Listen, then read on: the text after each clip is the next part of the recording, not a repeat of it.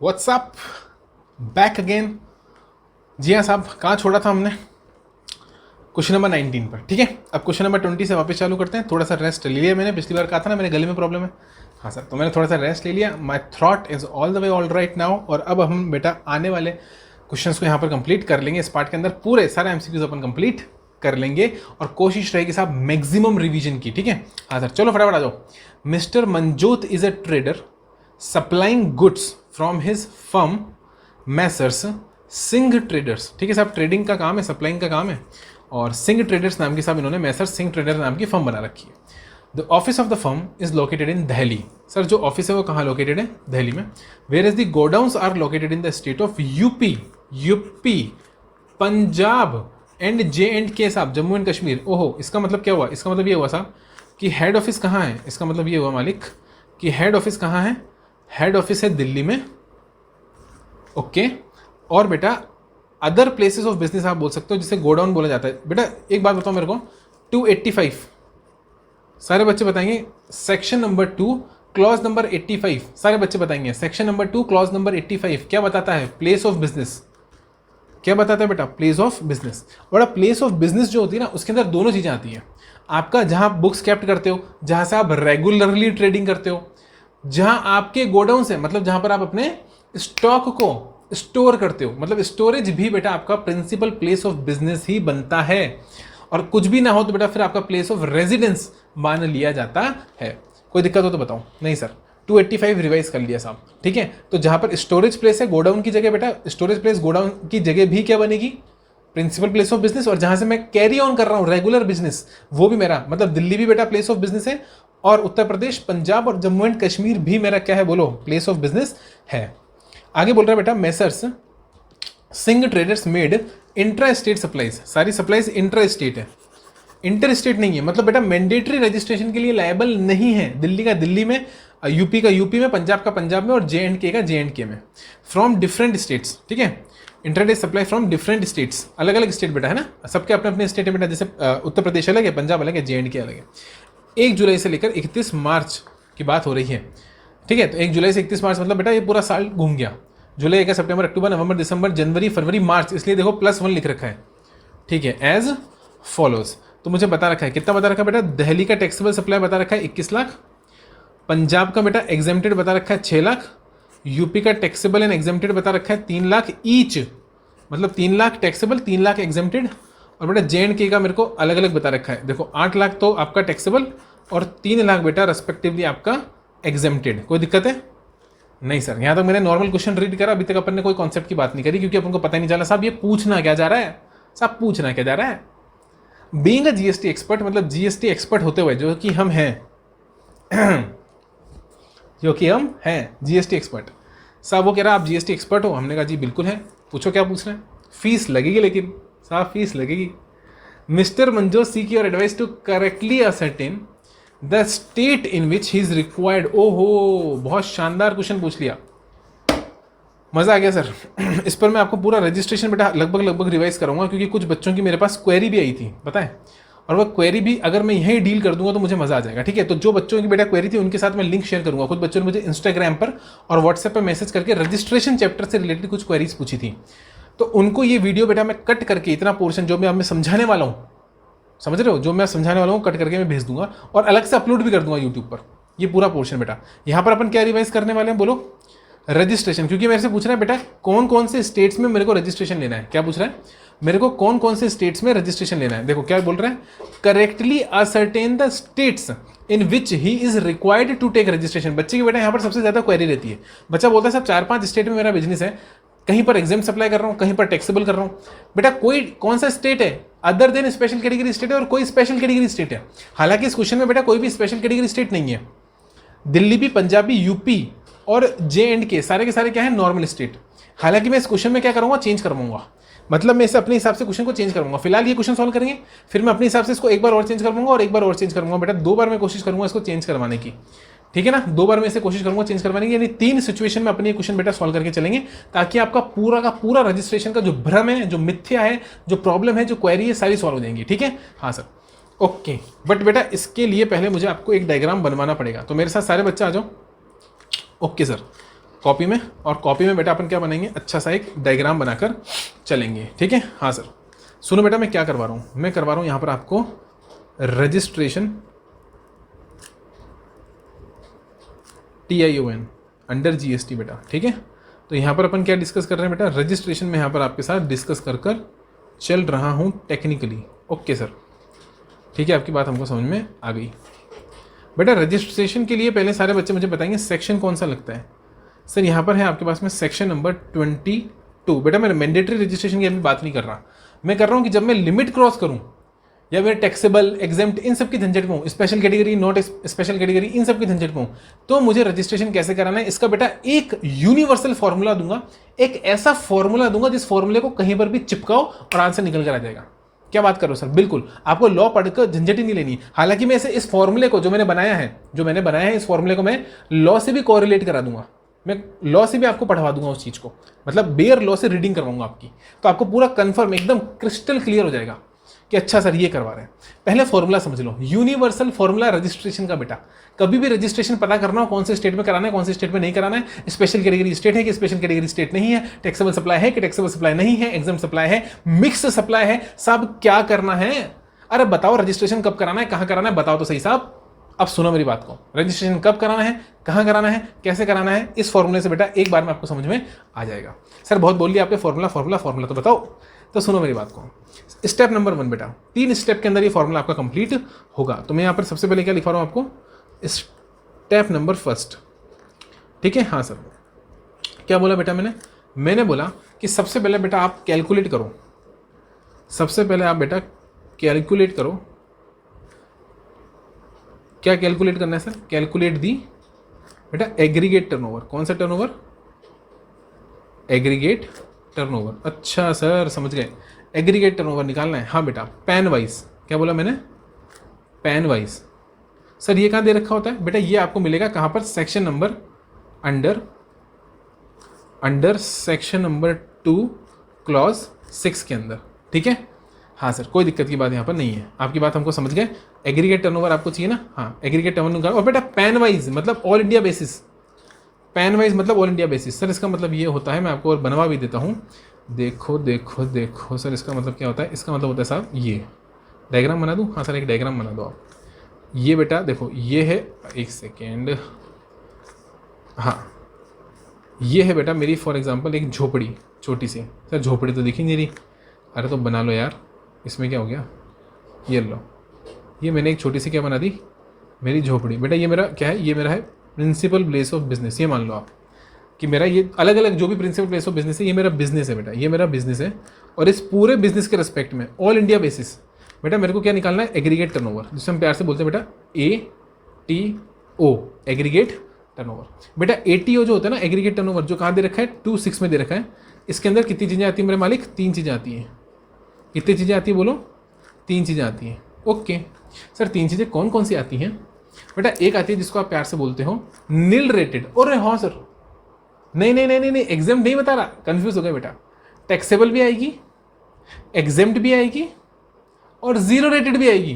अच्छा ओहो अब समझे सर आपकी बात को हम, टैक्सेबल भी आएगी, ठीक है सर। हाँ मैं क्या बोला, टैक्सेबल भी आएगी, एग्जेम्प्ट भी आएगी और 0 रेटेड भी आएगी। 0 रेटेड भी मालिक यहाँ पर आएगी कि नहीं आएगी बताओ, आएगी, तीनों बेटा आएगी, ठीक है। एग्जेम्प्ट सर इसको सही से लिखो आप, अरे लो यार मैं सही से लिख देता हूँ आपके लिए। 0 रेटेड है, RATED है ना, बच्चे स्पेलिंग में कंफ्यूज हो जाते हैं, साहब आपने क्या लिखा था समझ में नहीं आया, ED 0 रेटेड। तो क्या क्या बोला मैंने, एग्रीगेट टर्नओवर 2.6 के हिसाब से बेटा टैक्सेबल भी आता है, एग्जेम्प्ट भी आता है, 0 रेटेड भी आता है। अब मुद्दा उठता है साहब कि एग्जेम्प्ट का क्या मतलब है, टैक्सेबल का मतलब सब जानते हैं। हाँ सर टैक्सेबल का मतलब सब जानते हैं, जिस पर टैक्स लगता है which is leviable to tax under this act. 0 rated supply बेटा सेक्शन 16 में बता रखा है, IGST एक्ट के सेक्शन 16 सब सेक्शन नंबर 1 के अंदर। 0 rated supply mean supply of goods और सर्विसेज और बोथ, दैट इज मतलब which results in export of goods और सर्विसेज और बोथ, और which are supplied to SEZ unit और डेवलपर। यानी SEZ यूनिट और डेवलपर को देना 0 रेटेड सप्लाई है और एक्सपोर्ट करना भी 0 रेटेड सप्लाई। यहां तक कोई प्रॉब्लम हो तो बताओ। नहीं सर, एग्जाम को बेटा अपन फर्दर क्या करते हैं, ब्रेक करते हैं। एग्जाम को बेटा मैं फर्दर ब्रेक करूंगा 3 पार्ट के अंदर। एग्जाम में क्या क्या आता है मेरी बात को ध्यान से सुनना। बेटा एग्जाम्प्ट में नील रेटेड भी आता है, हाँ यहाँ नील रेटेड आएगा, जो अपन पहले बोल रहे थे ना बेटा वो गलत था, इसलिए मैं बोलता हूँ एग्जाम्प्ट को एग्रीगेट टर्नओवर पे मत घुसाओ, एग्जाम्प्ट अलग है। तो पहले देखो एग्रीगेट टर्नओवर क्या है, तीन चीज, टैक्सेबल, एग्जाम्प्ट और जीरो रेटेड। एग्जाम्प्ट को फिर फर्दर थ्री पार्ट्स में उसको आप डिवाइड करो, नील रेटेड, 100% एग्जम्पशन नोटिफिकेशन, क्या बोला 100% एग्जम्पशन नोटिफिकेशन, जिसे बेटा प्यार से 12/2017 बोलते हो। नील रेटेड मतलब रेट नोटिफिकेशन में जिसका रेट जीरो है वो होता है नील रेटेड। और लास्ट आता है बेटा मजे की बात, ये देखो ये बहुत तगड़ा काम कर दिया इन्होंने बोल दिया साहब नॉन टैक्सेबल।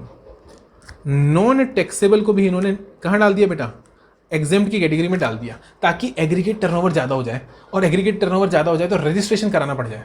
मतलब जो टैक्स, जिस पे टैक्स इस एक्ट के अंदर नहीं लगता, alcoholic liquor for human consumption, उसको भी एग्रीगेट टर्नओवर का पार्ट बना दिया, क्योंकि साहब एग्रीगेट टर्नओवर ही बेस बनता है किसका, रजिस्ट्रेशन का। तो रजिस्ट्रेशन का बेस क्या बनता है, रजिस्ट्रेशन का बेस बनता है मालिक एग्रीगेट टर्नओवर। अगर एग्रीगेट टर्नओवर के अंदर नॉन टैक्सेबल इंक्लूड हो जाएगा, देखो अगर आपका ये बेटा ये देखो ये है आपका क्या, ये है नॉन टैक्सेबल, और बेटा ये नॉन टैक्सेबल अगर इस एग्रीगेट टर्नओवर का पार्ट बन जाएगा तो आपका एग्रीगेट टर्नओवर ऑटोमेटिकली बढ़ जाएगा, भले टैक्स लगे चाहे टैक्स ना लगे, उसकी तो बात ही नहीं हो रही है। इस डायग्राम में कोई प्रॉब्लम है तो बताओ। नो सर कोई प्रॉब्लम नहीं है। कैसे निकालना है मालिक वो लिखवा देता हूँ, कुछ भी नई बात नहीं बेटा। At the rate of pan wise, at the rate of pan wise, और एट द रेट ऑफ बेटा all India basis, all India basis, पूरे भारत के बेसिस पे निकालना है सर। सारे बिजनेस आ जाएंगे क्या, हाँ सारे बिजनेस आ जाएंगे, जितने भी आपके अलग अलग स्टेट्स पे बिजनेस है बेटा सारे के सारे यहाँ पर इंक्लूड हो जाएंगे। यहाँ तो कोई दिक्कत हो तो बताओ। मस्त डायग्राम बन गया सर, हाँ आगे चलें। हाँ सर आगे चलो। स्टेप नंबर 2 एग्रीगेट टर्नओवर आ गया बेटा, हाँ इसको प्यार से बोल दो एक्स, जो भी एग्रीगेट टर्नओवर निकल के रहना बेटा इसको बोल दो आप X is equals to aggregate turnover. Okay, अब आता है बेटा स्टेप नंबर 2। स्टेप 2 में क्या आएगा बेटा पता है, स्टेप 2 में आपको कुछ भी नहीं करना, आपको सिर्फ एक ही चीज़ चेक करनी है, और वो ये चेक करनी है कि आप कौन कौन से स्टेट्स से सप्लाई दे रहे हो। मतलब ये कि states from which taxable supplies, क्या बोला, state from which taxable supplies have been made. बेटा मेरा फोकस टैक्सेबल सप्लाई पर है, इसलिए मैं कैपिटल में लिखूंगा, क्या लिखूंगा, taxable supplies are being made, क्या बोला मैंने, from which taxable supplies are being made, यानी की जा रही हैं, MADE आर बीइंग मेड। बेटा वो कौन से स्टेट्स हैं, देखो मैंने क्या बोला, वो कौन से स्टेट्स हैं जहां से कौन सी सप्लाईज, बेटा टैक्सेबल सप्लाईज की जा रही हैं, जहां से टैक्सेबल सप्लाईज की जा रही हैं। ठीक है, यहाँ पर क्या था बेटा, यहाँ पर था pan wise all India basis. यहाँ मैंने क्या बोला था, यहाँ मैंने बोला बेटा pan wise all India basis. यहाँ तो कोई दिक्कत थी क्या, नहीं सर यहाँ कोई दिक्कत नहीं थी। एक बार आपका टर्नओवर निकल गया, हाँ अब चेक करो साहब कौन कौन से ऐसे स्टेट्स हैं जिन स्टेट्स से आप माल बेच रहे हो, लेकिन माल कौन सा बेच रहे हो बेटा इंपॉर्टेंट है, माल कौन सा बेच रहे हो बहुत इंपॉर्टेंट है, माल टैक्सेबल बेच रहे हो। ऐसे कौन कौन से स्टेट्स हैं बेटा, अगर इस स्टेट की कैटेगरी में कोई भी एक ऐसा स्टेट आ गया जो आपका कौन सा स्टेट है, स्पेशल कैटेगरी स्टेट है, मतलब ये कि if any state, if any special category state is there, क्या बोलेंगे, if any special category state is there from where you are making a taxable supply, क्या बोला, from where you are making a taxable supply। सबसे important बात वापस वही है बेटा, टैक्सेबल सप्लाई, सबसे इंपॉर्टेंट शब्द वही है वापस, जहां से आप टैक्सेबल सप्लाई कर रहे हो। क्या जो स्टेट्स आपने पता करें, उनमें से कोई भी स्टेट ऐसा है क्या, भाई साहब मैं 4 जगह से सप्लाई करता हूँ, मैं 4 स्टेट से सप्लाई करता हूँ, जैसा अभी अपने क्वेश्चन में भी था बेटा। अपने क्वेश्चन में क्या था देखो, दिल्ली था, पंजाब था, उत्तर प्रदेश था, जम्मू कश्मीर था। क्या इनमें से कोई भी से भी स्पेशल कैटेगरी स्टेट है, तो इस स्टेप 2 का आंसर क्या आ जाएगा, नो। स्टेप 2 का आंसर क्या आ जाएगा, नो। कोई भी स्पेशल कैटेगरी स्टेट नहीं है जहां से मैं टैक्सेबल सप्लाई करता हूँ।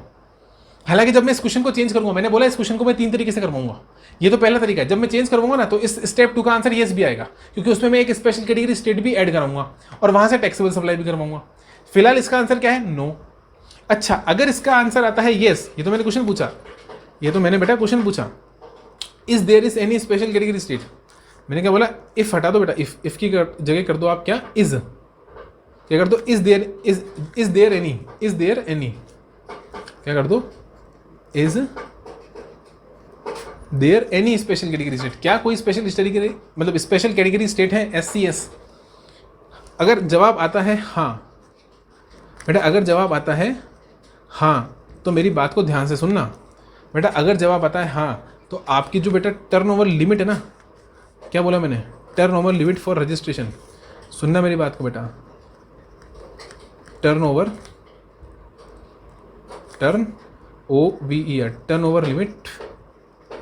Turnover limit for registration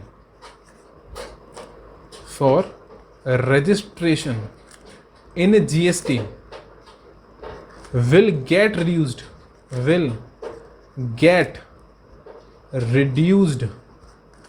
to rupees 10 lakhs। Oh my god, क्या बोल दिया मैंने बोल दिया साहब कि अगर आप 4 स्टेट से एग्जांपल ले लो बेटा साइड में 2 मिनट के लिए, मिटा दूंगा बाद में, पहले समझ लो इस चीज को। मैंने क्या बोला? मैंने बोला साहब मैं दिल्ली से, DELHI, दिल्ली से बेटा, पंजाब से, मणिपुर से, 3 जगह से सप्लाई करता हूं बेटा। ये नॉन मतलब ये स्पेशल कैटेगरी स्टेट नहीं है, ये भी स्पेशल कैटेगरी स्टेट नहीं है बेटा, ये स्पेशल कैटेगरी स्टेट है। और बेटा अगर यहां से मैंने टैक्सेबल सप्लाई कर दी ना, टैक्सेबल मतलब जो लेविएबल टू टैक्स है, जिस पर टैक्स लगता है, मैं एग्जाम्प्ट की बात नहीं कर रहा हूं, 1 रुपए की भी, 1 रुपये की भी, तो बेटा मेरी टोटल एग्रीगेट टर्नओवर की जो लिमिट है जो मुझे चेक करनी है रजिस्ट्रेशन के लिए, वो रिड्यूस्ड टू मतलब कम होकर कितनी रह जाएगी? 10 लाख।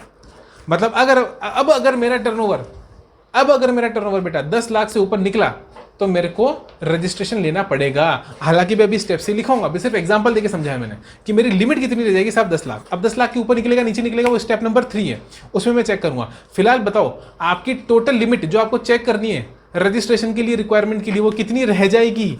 10 लाख ही रह जाएगी। सर ऐसा कहाँ लिखा है? मैं पढ़ाऊंगा, लॉ से पढ़ाऊंगा। 2 मिनट शांति से पहले इस पूरे का पूरा फॉर्मूला को समझ लो जो मैंने बनाया है। ओके सर, फॉर्मूला समझाओ बेटा, फॉर्मूला समझाते हैं। ये एग्जांपल मिटा रहा हूं मैं, ठीक है, सिर्फ समझाने के लिए बनाया था कि अगर आपके जितने भी स्टेट्स जिनमें से आप देते हैं उनमें से अगर कोई भी स्टेट एक ऐसा स्पेशल कैटेगरी स्टेट है, आंसर है yes. Is there any special category state is there from where you are making a taxable supply? Is there any special category state from where, अब इसको हटा दो बेटा इज देयर को, क्योंकि मैंने इज देयर आगे लगा दिया ना, इज देयर। तो is there any special category state from where you are making a taxable supply? Question mark, answer is yes.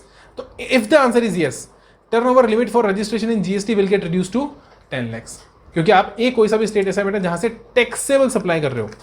Sir आप इतना फोकस क्यों कर रहे हो टैक्सेबल सप्लाई पे? बेटा मैं इसलिए कर रहा हूं क्योंकि अभी थोड़ी देर में आपको समझ में आएगा।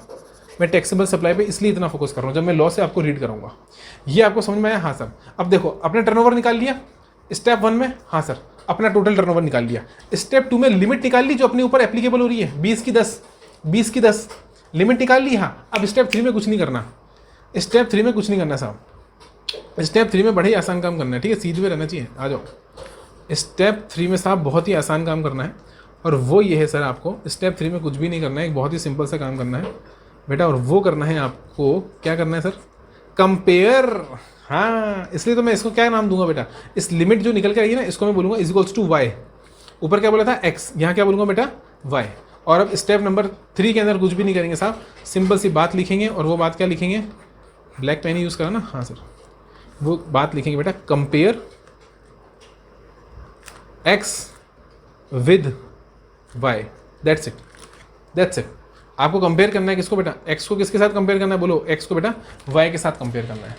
सर एक्स कितना था? मुझे नहीं पता कितना था, मैं तो इतना जानता हूँ बेटा, अगर एक्स, सुनो, अगर एक काम करते हैं इसके 2 पार्ट में डिवाइड कर लेते हैं, एक ये और बेटा एक ये। कोई दिक्कत है? नहीं सर कोई दिक्कत की बात नहीं है बेटा। एक मैंने ये बोल दिया, दूसरा मैंने ये बोल दिया। ये क्या है? जब एक्स वाई से ज़्यादा है, yes X is greater than Y, मतलब आपका टर्नओवर आपके लिमिट से ज़्यादा है, रजिस्ट्रेशन कराना पड़ेगा। क्या बोलेंगे बेटा? सुनो मेरी बात को, क्या बोलेंगे, registration is required, registration is required. But बेटा अब लड़ाई ये है कि रजिस्ट्रेशन तो कराना है, बट कौन कौन से स्टेट में कराना है। तो बेटा यहां पर सबसे इंपॉर्टेंट पॉइंट निकल कर आएगा, और वो निकल कर आएगा कि registration is required in the states, in the states, in the states from where you are making, from where you are making what बेटा, you are making a taxable supply. वापस से वही बोलूंगा, taxable supply. Oh my god, क्या बोल दिया sir आपने। मैंने बोला साहब रजिस्ट्रेशन भी उस ही स्टेट में कराना है जहां से टैक्सेबल सप्लाई कर रहे हो। SUPPLY, SUPPLY। सर स्पेलिंग गलत हो गई है ना, एक सेकेंड बेटा, SUPPLY, ठीक है। हाँ सर, कोई सा भी, मैंने क्या बोला, कोई सा भी अगर ऐसा स्टेट है साहब जहाँ से आप टैक्सेबल सप्लाई कर रहे हो, जहाँ से आप कौन सी सप्लाई कर रहे हो मालिक, टैक्सेबल सप्लाई। कौन सी सप्लाई, टैक्सेबल सप्लाई। उस स्टेट में रजिस्ट्रेशन लेना है।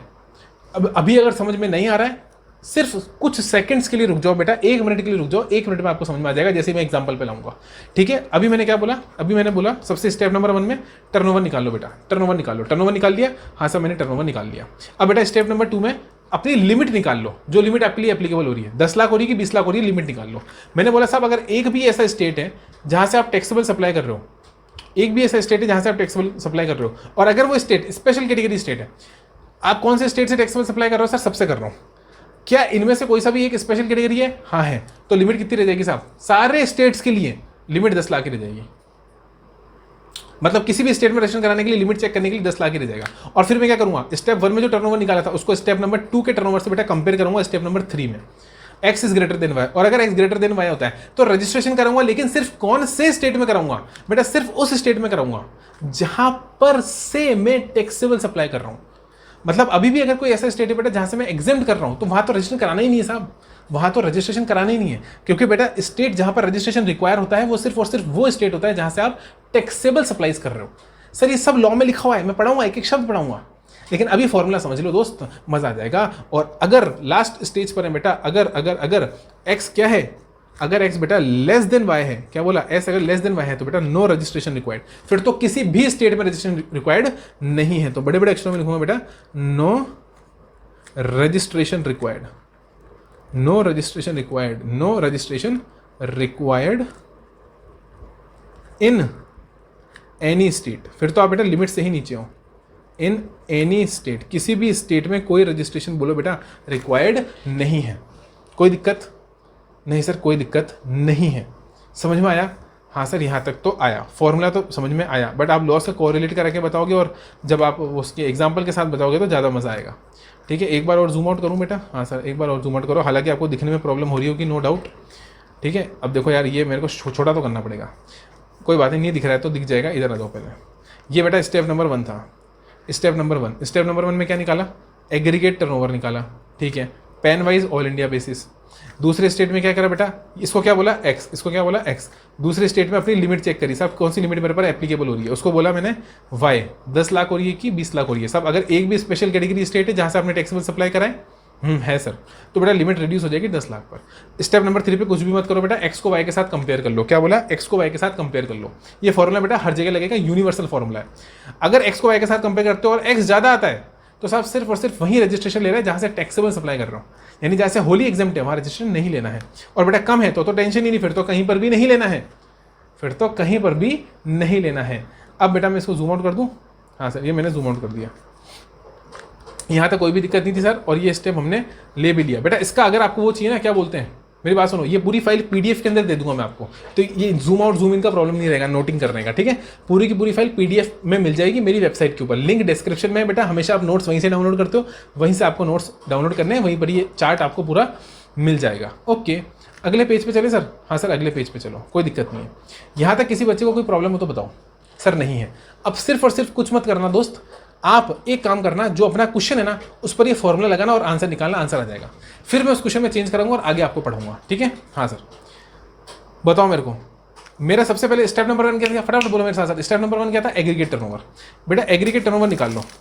21 लाख का कैलकुलेटर रेडी, फटाफट। 21 लाख का मैंने दिल्ली से माल बेचा, हाँ।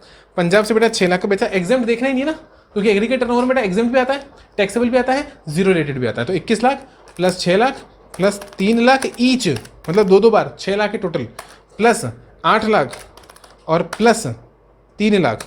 बेटा एग्रीगेट टर्नओवर आ गया 44 लाख। एग्रीगेट टर्नओवर आ गया 44 लाख। लिख लूँ यहाँ पर, हाँ सर फटाफट से लिख लूँ।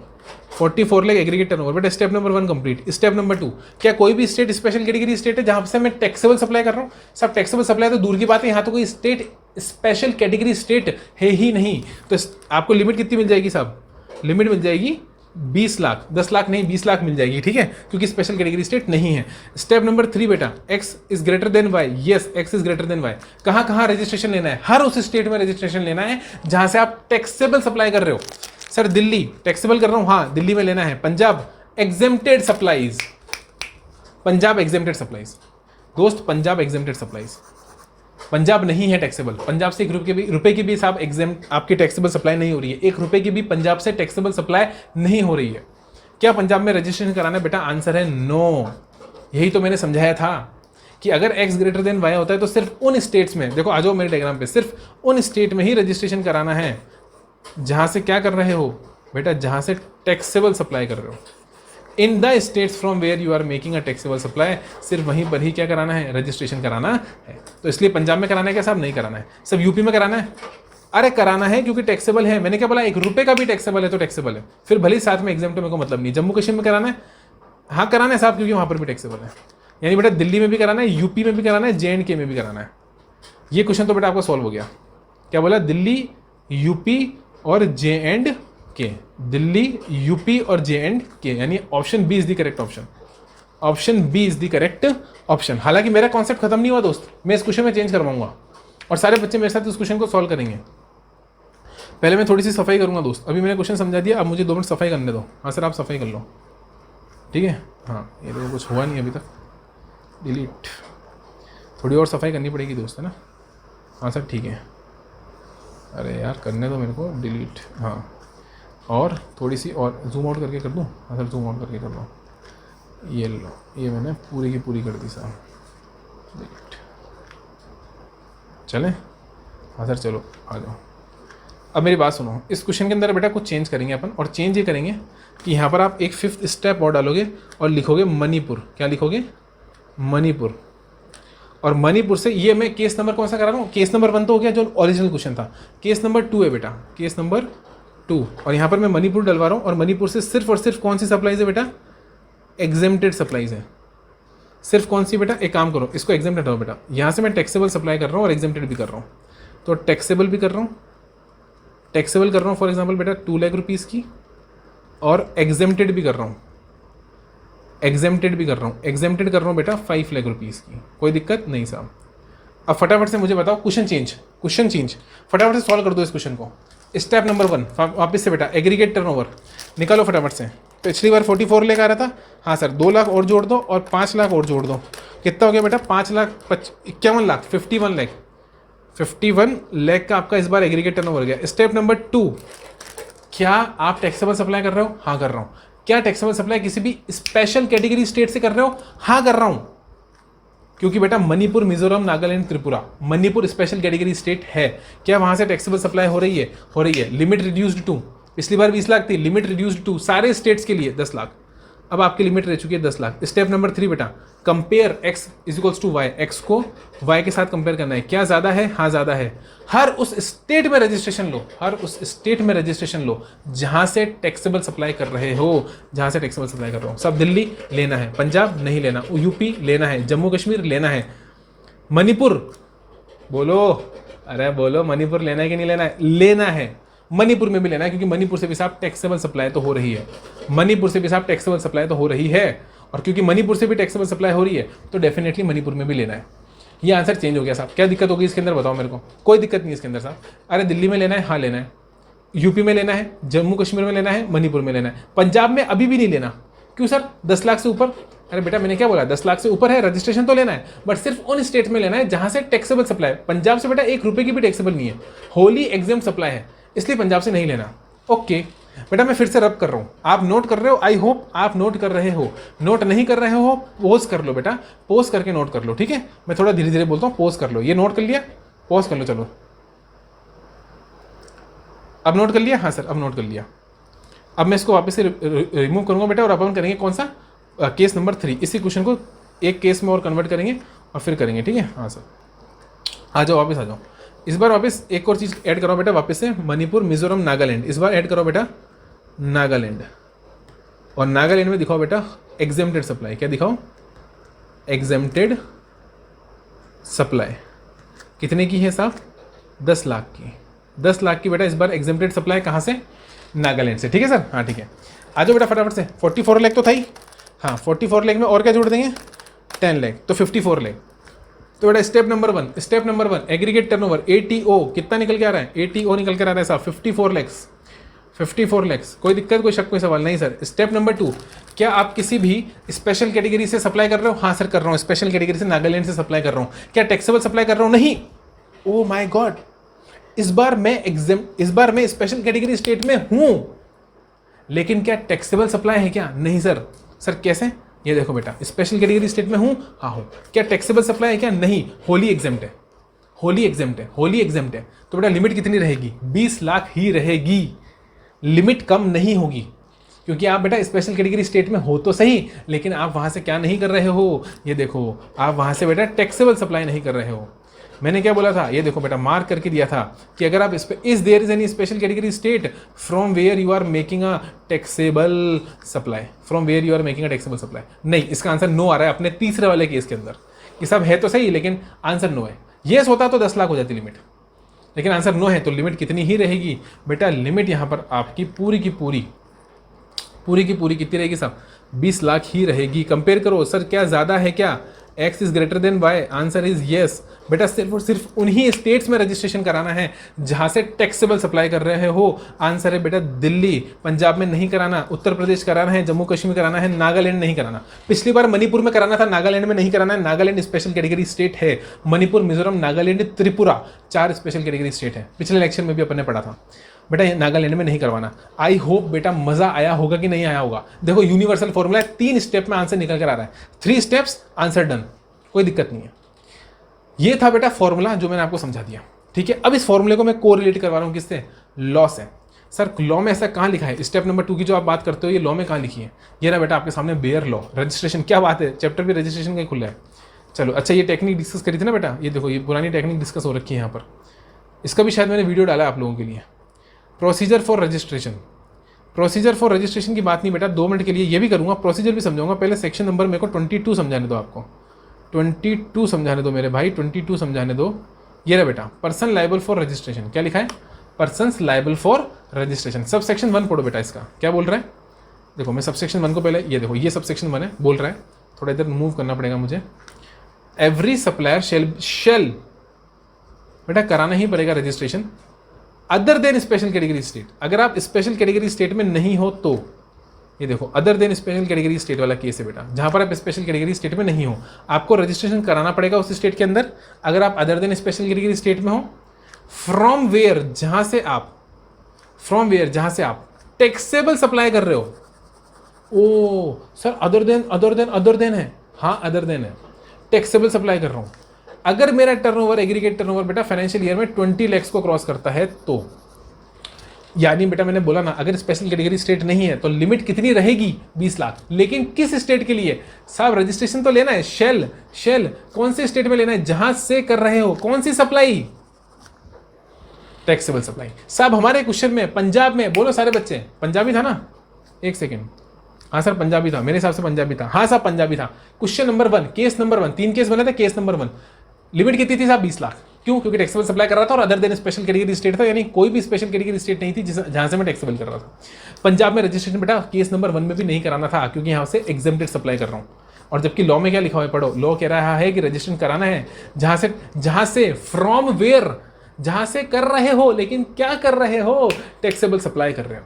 यानी बेटा एग्जेम्प्टेड सप्लाई वाले स्टेट में रजिस्ट्रेशन नहीं कराना होता। लेकिन अगर 1 रुपए की भी टैक्सेबल सप्लाई उस स्टेट में आ गई और टोटल टर्नओवर 20 लाख के ऊपर निकल गया, देखो अगर देखो मेरी बात को सुनो, 1 रुपए की भी टैक्सेबल सप्लाई आ गई और एग्रीगेट टर्नओवर मतलब टोटल टर्नओवर अगर 20 लाख से ऊपर निकल गया तो कराना पड़ेगा साहब उस स्टेट के अंदर भी। ओके, अब समझ में आया। ये था बेटा, ये तो क्या था सेक्शन। अब पढ़ेंगे बेटा क्या, प्रोवाइजो। मजा आ जाएगा। प्रोवाइजो में आ जाओ साहब। प्रोवाइजो क्या बोल रहा है, provided that where such person makes taxable supplies of goods और services or growth from any of the special category state. साहब किसी भी स्पेशल कैटेगरी स्टेट से अगर आपने टैक्सेबल सप्लाई कर दी, क्या बोला, एनी ऑफ दी बेटा, any of the special category state. समझो यार, एनी ऑफ दी का क्या मतलब है, एनी ऑफ दी का मतलब बेटा किसी भी स्पेशल कैटेगरी स्टेट से अगर आपने कौन सी सप्लाई कर दी, टैक्सेबल सप्लाई कर दी, तो क्या लिखा बेटा, ही शैल कराना पड़ेगा। मे नहीं है, शैल है। Be liable to be registered if his aggregate turnover in a financial year exceeds 10 lakhs। इसका मतलब क्या हुआ, इसका मतलब ये हुआ कि अगर आपने टैक्सेबल सप्लाईज कर दी साहब किसी भी स्पेशल कैटेगरी स्टेट से, तो आपकी लिमिट रिड्यूस हो जाएगी। समझे कि नहीं समझे? देखो खुद लिख रहा है, he shall be liable to be registered if his aggregate turnover. If his मतलब ऐसा माना जाएगा कि उसका टर्नओवर अगर 10 लाख ही लिमिट रह जाएगी, मतलब 10 लाख ही से ऊपर है, 10 लाख ही से ऊपर है, तो आपको रजिस्ट्रेशन कराना पड़ेगा। मतलब उसका टर्नओवर रिड्यूस होकर क्या रह जाएगा, 10 लाख ही रह जाएगा साहब। अगर किसी भी स्पेशल कैटेगरी स्टेट से टैक्सेबल सप्लाई करी तो टर्नओवर रिड्यूस हो जाएगा सबके लिए। तो बेटा सबके लिए ना, क्योंकि फिर आप यहां तो फॉल ही नहीं करोगे। एक बात हो, क्या स्पेशल कैटेगरी स्टेट में हो? नहीं हूं, तो बेटा आप कहां फॉल करोगे, मेन सेक्शन में फॉल करोगे। अगर आप स्पेशल कैटेगरी स्टेट के अंदर नहीं हो तो आप मेन सेक्शन में फॉल करोगे। लेकिन अगर आप स्पेशल कैटेगरी में हो तो बेटा ये सेक्शन आपके लिए कोई मतलब का ही नहीं है, ये आपके लिए कोई मतलब का ही नहीं है, क्योंकि बेटा यहाँ लिखा हुआ है provided that where such an make taxable supply in any of the special category state. साहब किसी भी स्पेशल कैटेगरी स्टेट में से अगर एक भी स्टेट में आप आ गए तो आप प्रोवाइजो में फॉल करोगे, फिर आप यहाँ फॉल करोगे बेटा, आप टोटली यहाँ फॉल करोगे। सिर्फ स्पेशल कैटेगरी वाले स्टेट के लिए नहीं, सारे स्टेट्स के लिए मिलाकर आप कहाँ फॉल करोगे, यहाँ, क्योंकि यहाँ एनी लिखा है, वहां पर स्ट्रिक्टली लिखा है other than special category state. Strictly लिखा है अदर देन, मतलब ये उनके लिए है जो बिल्कुल भी फॉल नहीं करते किसमें, स्पेशल कैटेगरी स्टेट में। और अगर आप किसी भी एक भी स्पेशल कैटेगरी स्टेट में फॉल करते हो तो प्रोवाइजो है आपके लिए, आपको फिर प्रोवाइजो पढ़ना है।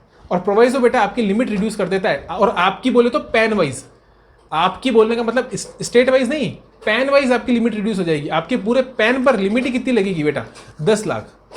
आपकी पूरे पैन पर लिमिट ही कितनी लगेगी, 10 लाख ही लगेगी। समझ आया कि नहीं आया? ये देखो यहाँ से वो कॉन्सेप्ट मैंने निकाला। और दोनों जगह क्या था, देखो बेटा दोनों जगह क्या था, दोनों जगह था टैक्सेबल सप्लाई और यहाँ पर भी था टैक्सेबल सप्लाई। यानी स्टेप नंबर 2 पे टैक्सेबल सप्लाई होना जरूरी है। रजिस्ट्रेशन किस स्टेट में लेना है, स्टेप नंबर 3 में टैक्सेबल सप्लाई होना जरूरी है। तो बेटा अगर स्पेशल कैटेगरी स्टेट से मैं एग्जाम सप्लाई कर रहा हूँ तो दिक्कत नहीं है, तो दिक्कत नहीं है साहब। लिमिट कितनी रहेगी, 20 लाख की रहेगी। क्यों बताओ क्यों? क्योंकि साहब टैक्सेबल सप्लाई है ही नहीं। ये देखो ये टैक्सेबल सप्लाई है ही नहीं बेटा। टैक्सेबल सप्लाई कर रहे हो अगर स्पेशल कैटेगरी स्टेट से तो लिमिट होगी 10 लाख। लेकिन अगर स्पेशल कैटेगरी स्टेट से एग्जाम सप्लाई कर रहे हो तो प्रोवाइजो में आओगे ही नहीं, लिमिट रहेगी 20 लाख। अरे वाह, क्या बोला मैंने? अगर स्पेशल कैटेगरी स्टेट से एग्जाम सप्लाई कर रहे हो, टैक्सेबल नहीं कर रहे हो, टैक्सेबल नहीं एग्जाम कर रहे हो, तो बेटा प्रोवाइजो में आओगे ही नहीं ना। प्रोवाइजो में कब आओगे, जब आप टैक्सेबल सप्लाई करोगे स्पेशल कैटेगरी स्टेट से। इसलिए बेटा स्पेशल कैटेगरी स्टेट से अगर एग्जाम सप्लाई कर रहे हो तो स्टेप नंबर 2 में आपका बेटा जो लिमिट रहेगी वो कितनी रहेगी, 20 लाख ही रहेगी। क्योंकि उस केस में बेटा किसी दूसरे स्टेट में तो आप हो, हाँ है सर, क्या वहाँ से टैक्सेबल कर रहे हो, हाँ कर रहे हैं सर बेटा आपने तो बोला था ना other than special category state, हाँ other than special category state, लेकिन क्या बोला, from where he makes taxable supply.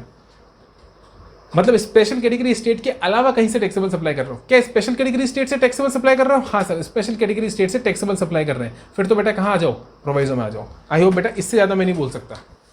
I hope अब तो बिल्कुल दिमाग में फिट बैठ गया होगा आपके, स्टेप्स भी और उसका लॉ के साथ कोरिलेशन भी। यहाँ तक किसी बच्चे को तो दिक्कत हो तो बताओ।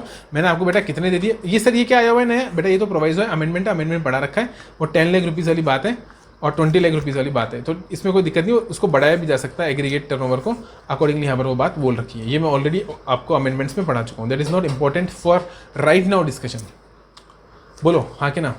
3 केस बनाए, तीनों स्टेप्स पढ़ाए और उसके बाद उन तीनों स्टेप्स को मैंने कैसे बनाया उसको लॉ से कोरिलेट भी करवाया। तो आप बेटा बच्चा ऐसे नहीं बोल सकता कि साहब आपने तो स्टेप्स रटा दिए, रटाए नहीं साहब, स्टेप्स बनाए ताकि आपको एग्जाम में आसानी हो। और उसके बाद बेटा वो स्टेप्स कैसे बने उसको मैंने लॉ से भी क्या करा दिया, कोरिलेट, कि कब आप मेन सेक्शन में फॉल करोगे और कब आप बेटा प्रोवाइजो में फॉल करोगे। ये भी मैंने आपको क्रिस्टल क्लियर करवा दिया। कोई दिक्कत है कि साहब? कोई दिक्कत नहीं है।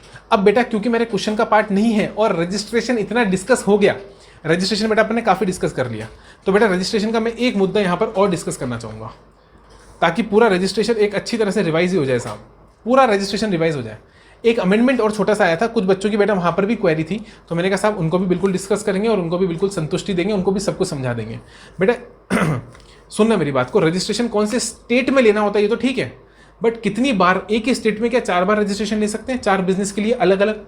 वो डिस्कशन भी मैं यही डिस्कस करना चाहता हूँ, क्योंकि डिस्कशन छिड़ा है, लंबा छिड़ा है, तो पूरा डिस्कस कर लेते हैं। क्या बोला मैंने बोला कि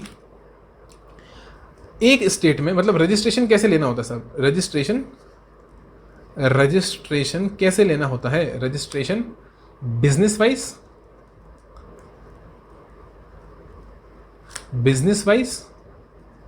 और स्टेट वाइज। ये सवाल है साहब हमारा। The big question is this is the big question कि रजिस्ट्रेशन बिजनेस वाइज लेना होता है कि रजिस्ट्रेशन स्टेट वाइज लेना होता है। बच्चे की क्वेरी ये है साहब, और मैंने कहा साहब रजिस्ट्रेशन इतना डिस्कस कर लिया तो ये भी डिस्कस कर लेते हैं। बेटा इसके लिए बेटा सेक्शन 22 से बाहर निकलना पड़ेगा। अभी जो अपन एनालिसिस करके है ना, इन डेप्थ एनालिसिस जो 12 बजे, वो सेक्शन 22 की बजेगी। अब बजाएंगे बेटा सेक्शन नंबर 25 की 12, क्योंकि यहाँ पर अगर लड़ाई लड़नी है साहब तो यहाँ पर बेटा 2 चीज़ें निकलेगी। एक आएगी आपकी कौन सी, सेक्शन 25, और एक आएगा बेटा रूल 11। 2 बातें आएगी, एक आएगा बेटा सेक्शन 25, और अगर मैं टिपिकली कहूँ तो बेटा सेक्शन 25 का सब सेक्शन 2, और दूसरा आएगा बेटा आपके पास में रूल 11। यहाँ से आपको क्लैरिफिकेशन मिलेगा। मेरी बात को बहुत ध्यान से सुनना। पहले लॉ में चलते हैं, चलो बेटा लॉ ही पढ़ते हैं डायरेक्ट, और मैं आपको डायरेक्ट लॉ से ही कोरिलेट कराता हूँ। सेक्शन नंबर 25 और सब सेक्शन नंबर 2। क्या बोला मैंने? सेक्शन नंबर 25 और सब सेक्शन नंबर 2। थोड़ा नीचे चलना पड़ेगा बेटा, 25 अपने अभी देखा भी था, ये रहा 25। सेक्शन नंबर 25, 24, 25 ये रहा, और इसका सब सेक्शन नंबर 2। सारे बच्चे इधर आ जाओ और पढ़ो क्या लिखा हुआ है, देखो दिख रहा है? हाँ सर दिख रहा है, ये है सब सेक्शन 2, मार्क कर दिया मैंने। अब पढ़ो। A person seeking registration under this act shall, मालिक इसी का खेल है, ध्यान रखना, एक एक शब्द इंपॉर्टेंट है लॉ में बेटा। शैल का मतलब क्या होता है? कराना ही पड़ेगा, सब ऑप्शन नहीं है। सीकिंग रजिस्ट्रेशन, अगर रजिस्ट्रेशन चाहते हो तो रजिस्ट्रेशन कराना ही पड़ेगा, और सिंगल रजिस्ट्रेशन कराना पड़ेगा किसी भी एक स्टेट में या किसी भी एक यूटी में। क्या लिखा है? अ का मतलब एक किसी भी एक स्टेट में तो कराना ही पड़ेगा अगर टर्नओवर रेज हो रहा है तो। क्योंकि बेटा मैं सेक्शन नंबर 25 पढ़ रहा हूँ, प्रोसीजर की बात कर रहा हूँ, ये मान के चलेंगे कि आप कहाँ पर लाइबल हो गए थे। सीकिंग मतलब 22 में लाइबल हो चुके हो, तो अगर 22 में रजिस्ट्रेशन के लिए वो वाला फॉर्मूला जो अपन ने पढ़ा लगाकर लाइबल हो गए, तो साहब स्टेट वाइज एक रजिस्ट्रेशन तो लेना पड़ेगा। ओके, अभी प्रोवाइजो क्या लिखा है बेटा? ये प्रोवाइजो तो मुझे समझाना था कि पहले बिजनेस वर्टिकल वाइज की लड़ाई थी, और वो बिजनेस वर्टिकल वाइज इन्होंने हटा दिया। बिजनेस वर्टिकल की डेफिनेशन ही हटा दी साहब सेक्शन 2 से डेफिनेशन ही हटा दी, और उसकी जगह बेटा एक नया प्रोवाइजो इंसर्ट कर दिया। नया प्रोवाइजो मेरे लिए इंपॉर्टेंट है। नया प्रोवाइजो बोलता है provided that a person having multiple places of business in a state और यूटी।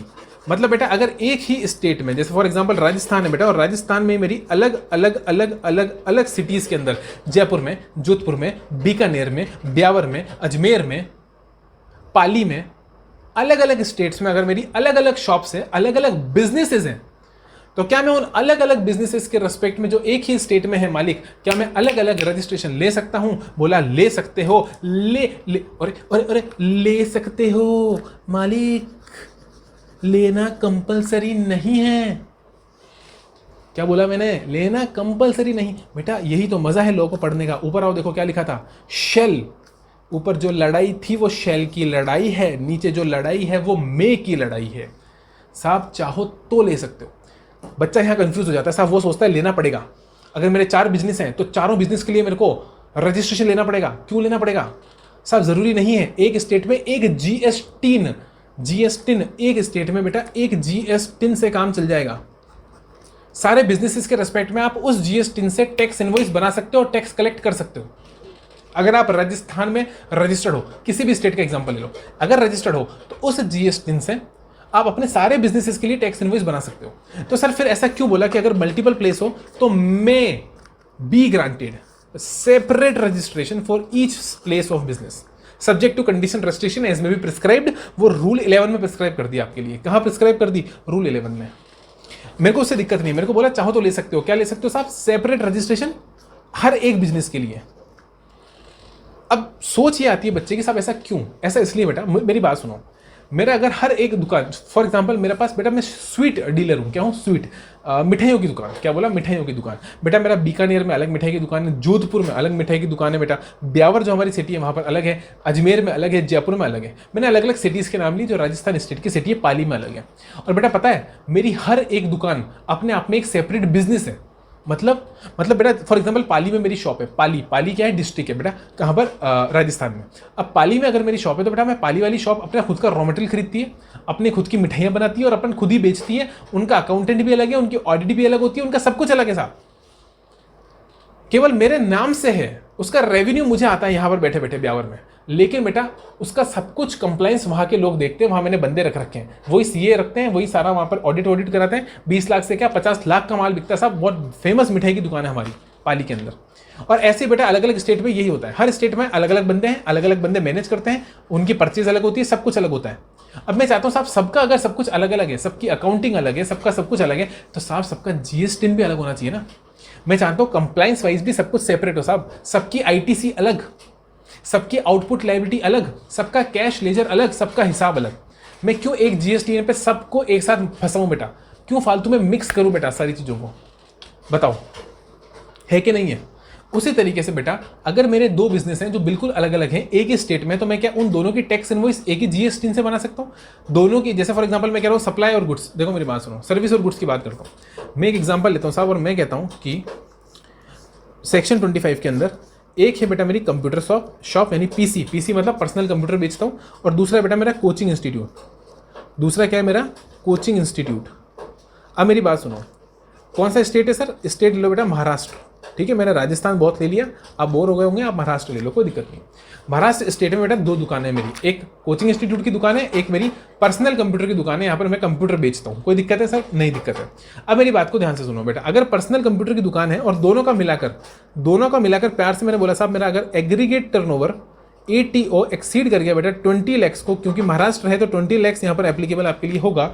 अगर बेटा इसको एक्सीड कर दिया तो क्या रजिस्ट्रेशन लेना है? हाँ बेटा रजिस्ट्रेशन तो लेना है। यहां लगेगा शेल, यहां लगेगा बेटा मेन सेक्शन 25 का 1, मतलब 25 और हाँ 25 का 1, 25 का 1 कि 25 का 2? साहब 25 का 2 अभी मैंने लिख भी रखा है, ये देखो सब सेक्शन 2 में। यहाँ बेटा ये लगेगा मेन सेक्शन, देखो ये मेन। प्रोवाइजो की बात नहीं कर रहा हूँ मैं, इसकी बात कर रहा हूँ। शेल एक रजिस्ट्रेशन तो कराना ही पड़ेगा। अब अगर मैं चाहता हूँ कि नहीं सर मेरे को तो कोचिंग इंस्टीट्यूट का, मेरे को तो कोचिंग इंस्टीट्यूट का अलग चाहिए, और बेटा जो कंप्यूटर बना के बेचता हूँ उसकी दुकान अलग है, उसका अलग चाहिए। क्या बोला? कोचिंग इंस्टीट्यूट का अलग चाहिए और पीसी वाली शॉप का अलग चाहिए। क्या ऐसा हो सकता है? हाँ मैं ऐसा हो सकता है। अब मैं फॉलो करूँगा कहाँ बेटा? अब मैं फॉलो करूँगा इस प्रोवाइजो में। अब मैं फॉलो करूँगा मालिक देखो इस प्रोवाइजो में। ओके अब समझ में आ गई बात सर। अब मैं इस प्रोवाइजो में फॉलो करूँगा जहाँ पर क्या लिखा है? जहाँ पर लिखा है मे, ये देखो जहाँ पर मे लिखा है बेटा। समझे कि नहीं समझे? बताओ बेटा मज़ा आया कि नहीं आया? मज़ा आया तो प्लीज़ लाइक कर देना, जितने जनों के साथ शेयर कर सकते हो शेयर कर देना, क्योंकि मैंने लगभग बेटा पूरी आरती उतार दी यहाँ पर रजिस्ट्रेशन की। ठीक है, आपकी जितनी भी क्वेरीज थी मैंने सॉल्व कर दी। सब रूल 11 बेटा, रूल 11 कुछ नहीं बोलता। रूल 11 सिर्फ प्रोसीजर बताता है कि आपको अलग अलग रजिस्ट्रेशन के लिए बेटा अलग अलग GSTR 1 फाइल करने होंगे। जो रजिस्ट्रेशन का फॉर्म होता है वो आपको अलग अलग फाइल करना होगा और अलग अलग बिजनेसेस को बताना होगा। और बेटा अपनी एडिशनल जैसे प्रिंसिपल प्लेस ऑफ बिजनेस आप एक को बता दो और बाकी को आप बेटा एडिशनल प्लेस ऑफ बिजनेस वहाँ पर बता सकते हो, कोई दिक्कत की बात नहीं है। और अगर आप सबके लिए सेपरेट रजिस्ट्रेशन ले लो तो बेटा फिर उस केस में तो सबके सब अपने आप में क्या बन जाएंगे? प्रिंसिपल प्लेस ऑफ बिजनेस बन जाएंगे। इतनी सी बात आपको रूल 11 में मिलेगी। आई होप बेटा यहाँ पर पूरा रजिस्ट्रेशन मैंने लपेट दिया। हालांकि अपन MCQ सॉल्व कर रहे थे, लेकिन यहाँ तक मैंने आपको पूरा मुद्दा करवा दिया। किसका? रजिस्ट्रेशन का। इतनी क्लिप निकालकर एडिट करके मैं आपको अलग से डाल दूंगा। ठीक है, वो रजिस्ट्रेशन का अलग से एक वीडियो हो जाएगा। हालांकि अपन किस पर चल रहे थे? अपने MCQs पे चल रहे थे बेटा, और अपन अपने MCQs पर ही अब आगे कंटिन्यू करेंगे। तो बेटा MCQs पर वापस आ जाओ। होप सो कि आपको मजा आया होगा। सर वो फाइल मिल जाएगी क्या जो अपने नोटिंग करी थी पूरी? वो पूरी की पूरी फाइल मैं आपको वेबसाइट पर डाल दूंगा, वहाँ पर जाकर आप क्या कर सकते हो बोलो, डाउनलोड कर सकते हो। आ जाओ। अगला सवाल आ रहा है बेटा अपने पास में mister Pandey, is an ambulance driver who lives in the NCT of Delhi. वो बेटा कहाँ रहता है? Delhi, NCT of Delhi. He provides driving services. ये क्या प्रोवाइड करता है बेटा? Driving services. थोड़ा जूम आउट कर दूँ? हाँ सर, एक सेकेंड, थोड़ा सा जूम आउट कर दो। ही प्रोवाइडिंग ड्राइविंग सर्विसेज, दिख रहा है ना बेटा? हाँ दिख रहा है sir. He providing driving services to Preeti heart and lung institute. बेटा ये कोई हॉस्पिटल है, कोई इंस्टीट्यूट है? PHLI, प्रीति। कौन बेटा? प्रीति। क्या बात है साहब, प्रीति बहुत फेमस नाम हो गया साहब। Preeti heart and lung institute, a super speciality hospital registered in GST in Delhi for a consideration of 25,000 per month. Okay, check करें बेटा इसका टर्नओवर ऊपर जा रहा है कि नहीं जा रहा है? कैलकुलेटर तैयार? 3 लाख नहीं जा रहा साहब, 3 लाख ही बनेगा केवल, 20 लाख से ऊपर नहीं जा रहा। 20 लाख या 10 लाख से ही नहीं जा रहा ऊपर। Mister Pandey has instructed to pick up a patient in Gurgaon to PHLI। ओहो, गुड़गांव से लेकर आना है दिल्ली। ओके, ले आएंगे, पास में ही है। While going from Delhi to Gurgaon, Delhi से गुड़गांव जाते वक्त एम्बुलेंस भरी जा रही होगी, खाली जा रही होगी? बताओ सर। खाली जा रही होगी क्योंकि भरकर वापस आएगी, तो जा तो खाली रही होगी ना। ठीक है, हाँ sir. He picked up 5 passenger. देखा बेटा, बिल्कुल प्रैक्टिकल बात करी है इसने, ऐसा होता है। He picked up 5। Sir ambulance में कौन बैठता होगा? बेटा बैठते हैं, सस्ते में सब बैठते हैं। 500 रुपये में साहब कौन नहीं बैठेगा? 500 रुपये में साहब बिठा लिया। सवाल क्या है? GST एक्सपर्ट साहब, वो तो हम हैं वो तो हम हैं। You are required to ascertain the taxability of transportation services. Taxability, ओ बेटा इंपॉर्टेंट बात, सिर्फ टैक्सेबिलिटी पूछ रहा है साहब, टैक्सेबल है कि नहीं है मुझे बताओ बेटा। भले वो रजिस्टर्ड होना हो, कंफ्यूज करने के लिए दिया। आप लोग सोचो कि साहब 3 लाख से कम है, रजिस्ट्रेशन तो है ही नहीं, तो टैक्सेबल तो हो गई नहीं। बेटा टैक्सेबिलिटी का लेना देना रजिस्ट्रेशन से नहीं होता, टैक्सेबिलिटी का लेना देना सर्विस के नेचर से होता है। क्या ये सर्विस एग्जेम्प्ट है? क्या ये सर्विस टैक्सेबल है? ठीक है, अगर आप रजिस्टर्ड हो तो हाँ आप टैक्स कलेक्ट करोगे, अगर आप रजिस्टर्ड नहीं हो तो आप टैक्स कलेक्ट नहीं करोगे। ये बात समझ में आती है। लेकिन आपके रजिस्ट्रेशन से सर्विस की टैक्सेबिलिटी का कोई लेना देना नहीं होता। आप अनरजिस्टर्ड हो तो कोई सर्विस एग्जेम्प्ट नहीं हो जाएगी कि साहब मैं अनरजिस्टर्ड हूं तो मैं कलेक्ट नहीं करूंगा, तो वो मेरे लिए एग्जेम्प्ट सर्विस है। नहीं नहीं नहीं, सर्विस तो टैक्सेबल है। और यहां पर यही पूछ रहा है बेटा, ध्यान रखना, ये टैक्सेबिलिटी पूछ रहा है, शब्दों पे ध्यान दो। टैक्सेबिलिटी ऑफ ट्रांसपोर्ट सर्विस, बेटा टैक्सेबल तो है। सर कैसे है? वो तो रजिस्टर्ड ही नहीं है। बेटा मैंने क्या बोला, रजिस्ट्रेशन का टैक्सेशन से लेना देना नहीं है। अब बताओ मुझे, कैलकुलेटर बेचना टैक्सेबल है कि नहीं है? सब ये कैलकुलेटर पे टैक्स लगेगा ना, मैं कैलकुलेटर खरीदूंगा टैक्स लगेगा। हाँ, जो अनरजिस्टर्ड पर्सन है वो नहीं लगाएगा, जो रजिस्टर्ड पर्सन है वो लगाएगा। बट ऐसा थोड़ी ना जो अनरजिस्टर्ड पर्सन है वो ये बोलेगा कि कैलकुलेटर पे टैक्स लगता ही नहीं है साहब, कैलकुलेटर तो एग्जेम्प्ट है, ऐसा थोड़ा बोल सकते हो। कैलकुलेटर तो टैक्सेबल है। अरे साहब कैलकुलेटर तो टैक्सेबल है। हाँ सर, ओके, समझ में आ गई बात। आगे चले? हाँ सर आगे चलो। क्वेश्चन तो देख लो, क्वेश्चन पूछ रहे हैं साहब कि टैक्सेबिलिटी क्या है, तो टैक्सेबल है, यस इट इज टैक्सेबल, तो करेक्ट आंसर इज ए। अगला सवाल आ रहा है बेटा आपके पास में, क्वेश्चन नंबर 22। ये भी कट रहा है क्या? हाँ सर ये भी कट रहा है, इसको भी जूम आउट करना पड़ेगा दोस्त, है ना? कोई दिक्कत तो नहीं है सर? कोई दिक्कत यहाँ पर नहीं है। Mister Kala is a proprietor of messrs Kala and associates registered in GST। ठीक है साहब, रजिस्टर्ड है, इन्होंने ये बता दिया कि साहब हाँ रजिस्टर्ड है। विच डील्स इन सेल और purchase of goods on second hand cars. बेटा second hand goods, valuation rule फटाफट से बताओ मेरे को कौन सा लग रहा है? वैल्यूएशन रूल लग रहा है बेटा 32 का 5। सेकेंड हैंड गुड्स याद करो, 32 में क्या आता है? Specified goods, specified services. ठीक है, 32 में स्पेसिफाइड होता है बेटा। 27, 28, 29 तो खत्म हो जाता है, उसके बाद 30, फिर वो 31 ए नया सेट हो गया था, फिर 32। तो 32 में क्या आया? स्पेसिफाइड, मतलब अलग अलग वहाँ पर एयर ट्रेवल भी है, इंश्योरेंस भी है, अलग अलग बातें हो रखी हैं। 32 का जो 5 है ना बेटा, 32 का 5 वो बात करता है किसकी? मैं रूल की बात कर रहा हूँ बेटा, कंफ्यूज मत होना, ये सेक्शन नहीं है, ये क्या है? रूल है। और रूल का भी 32(5) बात करते हैं बेटा सेकेंड हैंड के रिस्पेक्ट में। किसके रिस्पेक्ट में मालिक? Second hand products, second hand goods के रिस्पेक्ट में। ये मेरे को बोल रहा है ड्यूरिंग द, यहाँ पर सेकेंड हैंड कार दे रखी है, वो कुछ भी बोलो, गुड्स कोई सा भी हो सकता है बेटा। ड्यूरिंग द फाइनेंशियल ईयर, जो भी फाइनेंशियल ईयर है, he has affected the intra state transaction. इसने ये इंट्रा स्टेट ट्रांजेक्शन करें जहाँ पर बेटा परचेस प्राइस था सेकेंड हैंड गुड्स का। देखो ये सब सेकेंड हैंड गुड्स है, इनका परचेस प्राइस मैं कितने में खरीद के लाया बेटा और मैंने कितने में बेची, और आप सब जानते हो बेटा यहाँ पर बड़ी आसानी से सिर्फ और सिर्फ इनका डिफरेंस निकाला जाता है, यानी वैल्यू एडिशन पर ही GST लगाकर पे करा जाता है। ये अपने उस रूल में अच्छे से समझा रखा है। ना परचेस पर ITC मिलता है, ना सेल की वैल्यू पर आउटपुट लायबिलिटी लगानी होती है। ना ये मैंने खरीदा ना 5 लाख का, तो मैं सेकंड हैंड खरीद रहा हूँ बेटा, तो ना 5 लाख पर ITC मिलेगी और ना 7.5 लाख पर GST लगेगा। बोलो हाँ के ना? हाँ सर। सिर्फ कितने पे लगेगा बेटा? डिफरेंस पे। डिफरेंस कितना है? 1.5 लाख का, तो सिर्फ 1.5 लाख पे ही GST लगेगा बेटा। वैसे यहाँ पर होगा, यहाँ पर होगा और यहाँ पर होगा। मिस्टर कार्ला परचेस्ड कार 4। एक सेकंड रुको बेटा, कार 4 के रेस्पेक्ट में कुछ दे रखा है, इसको मिटा दो, यहाँ नहीं लगेगा। एक बार देखना पड़ेगा बेटा, लगेगा नहीं लगेगा। कुछ बोल रखा है इसने, क्या बोल रखा है? कार 4, हाँ purchase car 4 from another registered person. ओ बेटा एक बात बताओ, आप जो रद्दी बेचने जाते हो, अखबार की रद्दी, वो भी तो सेकेंड हैंड गुड्स ही है। हाँ सर, अखबार की रद्दी भी सेकेंड हैंड गुड्स है। बेटा आप रजिस्टर्ड हो क्या? मेरे पास एक कार है बेटा, पर्सनल कार है, मैं एम्प्लॉई हूँ श्री सीमेंट कंपनी का। श्री सीमेंट कंपनी का मैं एम्प्लॉई हूँ। Shri cement limited listed company है बेटा हमारे यहाँ पर, मैं उसका एम्प्लॉई हूँ। ओके, अब बेटा मेरे पास में एक बहुत बढ़िया बढ़िया सी कार है। ऐसा एग्जांपल ले रहा हूँ बेटा, है नहीं एक्चुअल में, अभी मेरे पास में कोई कार नहीं है, बट एक एग्जांपल ले लो, मेरे पास में कार है। ठीक है, बढ़िया कार है बेटा, ऑडी कार है अपने पास में। और ऑडी कार बेटा मैं बेचना चाहता हूँ सेकंड हैंड गुड्स से, मैं बेचना चाहता हूँ। मैं एक एम्प्लॉई हूँ साहब, मैं रजिस्टर्ड पर्सन हूँ क्या? इतने सारे लोग बेटा अपना सेकंड हैंड बेटा अपना खराब सामान बेचते हैं, तो वो क्या बेटा रजिस्टर्ड होते हैं क्या? नहीं बेटा, लेकिन अगर वो रजिस्टर्ड हैं और फिर वो बेच रहे हैं तो उन्होंने आईटीसी भी लिया होगा।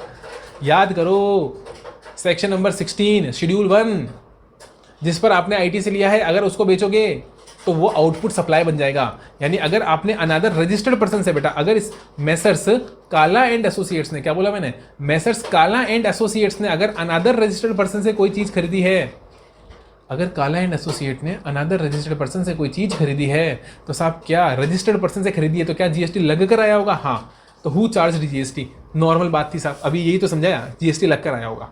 आप जब सेकंड हैंड गुड्स बेचते हो ना बेटा, तो आप जो हो वो इंडिविजुअल हो, मतलब अनरजिस्टर्ड पर्सन हो। हर घर वाला अनरजिस्टर्ड होता है बेटा। आज मेरे पास ये कैलकुलेटर मेरे को बेचना है, मैं बेच दूंगा सेकंड हैंड से। सेकंड हैंड गुड है साहब, मैंने यूज़ करा है इसको, 3-4 साल यूज़ करा है, मैं इसको बेच दूंगा। तो क्या इसको बेचूंगा तो क्या इसमें जीएसटी नहीं लगाऊंगा? नहीं लगाऊंगा। क्यों? क्योंकि मैं अनरजिस्टर्ड हूँ। बट अगर कोई रजिस्टर्ड इंसान अपना सेकंड हैंड गुड्स भी बेचेगा, सेकंड हैंड गुड्स भी बेचेगा बेटा, तो उसने उस गुड्स के ऊपर आईटीसी लिया होगा। और अब जब वो बेच रहा है तो उसकी आउटपुट लायबिलिटी बनेगी, क्योंकि शेड्यूल 1 में फॉल करेगा। शेड्यूल 1 में फ्री ऑफ कॉस्ट बांट रहा है तो भी लगेगी। शेड्यूल 1 में कब फॉल करेगा? जब वो free of cost second hand goods फेंक रहा है, डिस्पोजल, तो भी लगेगा, क्योंकि शेड्यूल 1 क्या बोलता है? Free of cost, without consideration. और बेटा यहाँ तो आप कंसिडरेशन लेकर बेच रहे हो सेकंड हैंड गुड्स को। कितने का कंसिडरेशन लिया साहब आपने? 8 लाख रुपए मेरे से लिए बेटा। अब जो अनदर रजिस्टर्ड पर्सन है उसको 8 लाख रुपए दिए, तो 8 लाख पे जीएसटी लगाओगे बेटा, तो उसकी लाइबिलिटी बनी और मेरा क्रेडिट बनी, क्योंकि मैं भी रजिस्टर्ड हूँ। तो बेटा यहाँ पर अलग केस हो गया। ये तो कार वापस से आपकी उस चेन में इंसर्ट हो गई साहब, वैल्यू चेन में, जो आईटीसी का वैल्यू चेन है, कार नंबर 4 वापस उसमें इंसर्ट हो गई। बाकी 3 कारें नहीं हुई क्योंकि अनरजिस्टर्ड से खरीदी। तो हम कहते हैं साहब सिर्फ वैल्यू एडिशन पे टैक्स दे दो, लेकिन कार नंबर 4 क्योंकि बेटा वैल्यू चेन में एंटर हो गई, तो यहाँ पर आउटपुट लायबिलिटी बनेगी, तो आईटीसी भी मिलेगा। और यहाँ पर बेटा टैक्स बनेगा 9,50,000 रुपये, 9,50,000 रुपये आउटपुट लायबिलिटी आपकी बनेगी। क्वेश्चन क्या पूछ रहा है? He is not familiar with GST provision. ठीक है साहब, हम एक्सपर्ट हैं, हम बता देंगे। हैज़ अप्रोच्ड यू, हमारे पास आया है तो अच्छा खासा साहब लूटेंगे, फीस भी लेंगे। ठीक है, छोटी सी बात की फीस ले लेंगे साहब, रूल नंबर 32(5) समझाने की फीस ले लेंगे। 18% का रेट है। सारे बच्चे बताओ फटाफट से। बेटा यहाँ पर 1.5 लाख था, यहाँ पर भी 1.5 लाख था, और यहाँ पर भी 1.5 लाख था। तो टोटल आउटपुट लायबिलिटी कितनी हो गई? माइनस आईटीसी का नाम मत भूलना, पहले बता दो 1.5 लाख और 1.5 लाख कितना होता है बेटा? 3 लाख। हाँ सर, 3 लाख और 1.5 लाख 4.5 लाख, और 4.5 लाख और 9.5 लाख बेटा आपके पास हो जाता है 14 लाख। 14 लाख पे अगर 18% लगाओगे तो आंसर आएगा 2,52,000 यानी 2,52,000। माइनस कर दोगे 1,30,000, योर आंसर विल बी 1,22,000, जो कि गलत आ रहा है बेटा, एक बार चेक करना पड़ेगा। वापस आप चेक करो, 9.5 लाख अलग है, 1.5 लाख, एक सेकेंड, 1.5 लाख अलग है, 1.5 लाख अलग है, 1.5 लाख अलग है, प्लस 9.5 लाख अलग है। तो टोटल बेटा यहाँ पर इतना हो गया। इस पर मैंने 18% लगा दिया और उसमें से 1,30,000 मैंने लेस कर दिया, तो आंसर आ गया। कितना आ गया आंसर? आंसर नहीं आ रहा साहब, क्या गड़बड़ हो रही है पता लगाओ। डिफरेंस निकालो, डिफरेंस। अरे अरे अरे अरे अरे, तीनों में 1.5 लाख थोड़ी ना यार, तीनों की वैल्यू अलग अलग है। क्या करवा रहे हो यार, गलत करवाओगे आप। सर जल्दी जल्दी में आपने गलती कर दी। अरे तीनों की 1.5 लाख नहीं है साहब, इधर आओ। यहाँ तो आएगी नहीं बेटा, यहाँ तो नेगेटिव है, नेगेटिव है, लॉस है बेटा। 3 लाख का खरीदा, 2,75,000 में बेचा, यहाँ तो आएगा ही नहीं। और यहाँ 50,000 आएगा। ओके, अब करो, अब सही आएगा। 1.5 lakh plus 50,000 plus 9,50,000 is equals to 11,50,000। वो समझाते समझाते बेटा क्या हुआ, 1.5 लाख उतार दिया मैंने, ठीक है ना। 1,30,000 माइनस कर दोगे, इसमें आ जाएगा बेटा कितना, एक सेकंड, क्रेडिट मैंने माइनस होगा ना, तो 2 lakh 2 lakh 2 lakh 2 lakh plus 9,50,000, 18% minus 1,30,000, your answer will be बेटा 70। एक सेकेंड रुको यार, अभी भी नहीं आ रहा, ऐसा कैसे हो गया? 2 लाख प्लस, फटाफट करो सर, फटाफट नहीं, धीरे धीरे करो। ठीक है, ये आ गया मेरा अमाउंट, ठीक है। इस पर 18% जीएसटी, ठीक है। और इसमें से क्रेडिट हु चार्ज इतने का 1,30,000 माइनस कर दूंगा ना, तो आ रहा है मेरे पास में 77,000। तो बेटा मेरे पास तो अभी भी आंसर नहीं आ रहा यार, ऐसे क्या गड़बड़ कर रहे हैं अपन कुछ। 9,50,000 पे जीएसटी लगेगा 18% का, यस, कोई दिक्कत की बात नहीं है। और बेटा यहाँ पर 50,000 ज़्यादा में बेची तो डिफरेंस में 50,000 पे उसमें लगेगा ही नहीं। और 5, 6, 7, अरे यार फिर गड़बड़ कर दी ना साहब, ये 2.5 लाख है। करेक्ट करो यार, जल्दी जल्दी में सब गड़बड़ हो गया। 2.5 लाख प्लस 50,000 प्लस 9.5 लाख। ये होता है बेटा जब कैमरे में रिकॉर्डिंग करते हैं। फेस टू फेस में बच्चा हाथ बोलता है कि सर गलत हो गया, गलत लिख दिया आपने, बट कैमरे में ये प्रॉब्लम होती है बेटा। इस पर 18%। ओके, अब माइनस करो बेटा, अब आ जाएगा यस 95,000। बेटा option A is the correct option, option A is the correct option. ठीक है, सॉरी फॉर द मिस्टेक। आगे चलें, आगे चलो। Question number 22, question number 23। क्या बोल रहे हैं साहब? जूम करूँ क्या? सर जूम करने से क्या होता है, थोड़ा सा ये कट जाता है। देखो यार, इधर कट जाता है, इधर करता हूँ तो इधर कट जाता है, तो अपन इसको जूम आउट ही रखते हैं। ठीक है, आई होप आपको रीडिंग आ रही होगी बेटा, रीडेबल होगा, है ना। क्वेश्चन नंबर 23 बेटा क्या बोल रहा है? Messrs Vishu mega mart operating a store located and registered in Rajasthan has come out with a discount offers at the time of Diwali on various gift items in order to attract more customer. ज़्यादा customer मेरे पास में खरीदारी करने के लिए आए, इसलिए मैं डिसाइड करता हूँ कि मैं सप्लाई करूँगा एक गिफ्ट पैक। और गिफ्ट पैक बेटा जिसमें 5 आइटम होंगे, हल्दीराम की नमकीन होगी, फलाना होगा, ढीमना का होगा। मेरे को आगे पढ़ने की जरूरत ही नहीं है, मैं तो साहब यही समझ गया कि सेक्शन 8 की बात हो रही है, कंपोजिट और मिक्स्ड सप्लाई की बात हो रही है। और बेटा क्योंकि गिफ्ट बना के पैक करा है, गिफ्ट पैक करा है, तो ये तो मिक्स्ड सप्लाई ही बनेगा, ये कंपोजिट सप्लाई बनेगा ही नहीं। हाँ सर कैसे? अरे बेटा पैक है ना, देखो सब कुछ अलग अलग है। हल्दीराम के साथ क्या जरूरी है कि रोस्टेड मैं स्मोक्ड आलमंड्स खरीदूंगा, बॉर्नविल चॉकलेट खरीदूंगा, रियल फ्रेश जूस खरीदूंगा, हैं क्यों खरीदूंगा? और बेटा सिंगल प्राइस। अरे different goods at single price, definition नहीं पढ़ी थी मिक्स सप्लाई की? अरे सर पढ़ी थी साहब, पढ़ी थी। ठीक है, तो सिंपल सी बात है साहब। रेट कितना दे रखा है बताओ? 18%, 18%। अरे सबसे ज़्यादा किधर है? 12%, 28% मिल गया साहब, हाईएस्ट टैक्स रेट मिल गया। मिक्स्ड सप्लाई में कौन सा टैक्स रेट लगता है? मिक्स्ड सप्लाई के केस में बेटा हाईएस्ट टैक्स रेट अट्रैक्टिंग जो गुड्स होता है उसी को इंक्लूड कर लिया जाता है, यानी पूरी वैल्यू पर 28% ही यहाँ पर लगा दिया जाएगा। पूरी वैल्यू कुछ दे रखी है क्या साहब? At a single price of 1000, तो बेटा 1000 रुपये पर ही पूरी वैल्यू लग जाएगी 28% की, यानी आपका टैक्स हो जाएगा 28%, मतलब 280 रुपये। हाँ, तो कंपोजिट सप्लाई है क्या? बोलो सारे बच्चे गलत जवाब, गलत जवाब, गलत जवाब। सही जवाब मिक्स्ड सप्लाई है और हाईएस्ट रेट लगकर चलेगा। बेटा पप्पू क्वेश्चन था, बेमतलब में आपको बेवकूफ़ बनाने के लिए इतनी बड़ी केस स्टडी उसने यहाँ पर बना दी। अगला क्वेश्चन आ रहा है, क्वेश्चन नंबर 24। फॉलोइंग इनमें से कौन सा करेक्ट है बेटा? विच of the following statement is correct? इनमें से कौन सा करेक्ट है? कोई दिक्कत नहीं सर, कोई दिक्कत नहीं है। Services by way of artist of services by way any artist by way of performance in folk classical art forms of music dance theatre. अरे एज अ ब्रांड एम्बेसडर साहब कोई लिमिट नहीं है। जब आप ब्रांड एम्बेसडर की तरह perform करते हो तो कोई एग्जेम्प्ट नहीं होता, पूरा टैक्सेबल होगा साहब। कोई 1.5 लाख की लिमिट नहीं है, ब्रांड एम्बेसडर पे लिमिट एप्लीकेबल नहीं होती, याद रखना। बाकी अगर है बेटा तो फिर ठीक है, अगर म्यूजिकल है, डांस थिएटर है और मतलब क्लासिकल आर्ट फॉर्म है और 1.5 लाख की लिमिट है तो बच जाओगे। अगला आ रहा है बेटा life insurance business under life micro insurance product. 12 बेटा 2017 से ये क्वेश्चन पूछा, याद करो बेटा। इंश्योरेंस के अंदर एक स्पेशल कैटेगरी थी जो मैंने आपको मार्क भी कराया था। जो बच्चे इस वीडियो को देखने साहब फेस टू फेस पढ़े हुए हैं, याद करो बच्चों। अभी मैं तुम्हारी कोरोना की वजह से क्लास नहीं ले पा रहा हूँ लाइव रिवीजन वाली, लेकिन यहाँ से रिवीजन करवा रहा हूँ। और याद करो मैंने करवाया था कि नहीं करवाया था? करवाया था साहब। इंटर वाले बच्चे भी याद करो, अगर इंटर वाले देख रहे हो तो उनको भी करवाता हूँ मैं तो। लाइफ माइक्रो प्रोडक्ट जहाँ पर मैं क्या बोलता हूँ कि साहब मैक्सिमम वैल्यू 2 लाख से ज़्यादा नहीं हो सकती। अमेंडमेंट था बेटा, पहले कुछ और था, फिर 2 लाख करा था, उसको याद करो, तो फिर वो एग्जाम्प्ट है। बट यहाँ पर क्या लिखा हुआ बेटा? यहाँ मिनिमम है। ओ माई गॉड बेटा, मिनिमम 2 लाख नहीं, मैक्सिमम 2 लाख से ज़्यादा नहीं हो सकती। गलत, ये इनकरेक्ट है, ये स्टेटमेंट इनकरेक्ट है मालिक। ये पूछ रहा ना कौन सा स्टेटमेंट इनकरेक्ट है क्वेश्चन में, ये इनकरेक्ट है बेटा। पहला भी इनकरेक्ट है बेटा, पहला भी इनकरेक्ट है, दूसरा भी इनकरेक्ट है, तीसरा देखें एक्वायरिंग बैंक में बेटा 2000 की लिमिट है। एक्वायरिंग बैंक में बेटा 2000 की लिमिट है, ये भी इनकरेक्ट है साहब।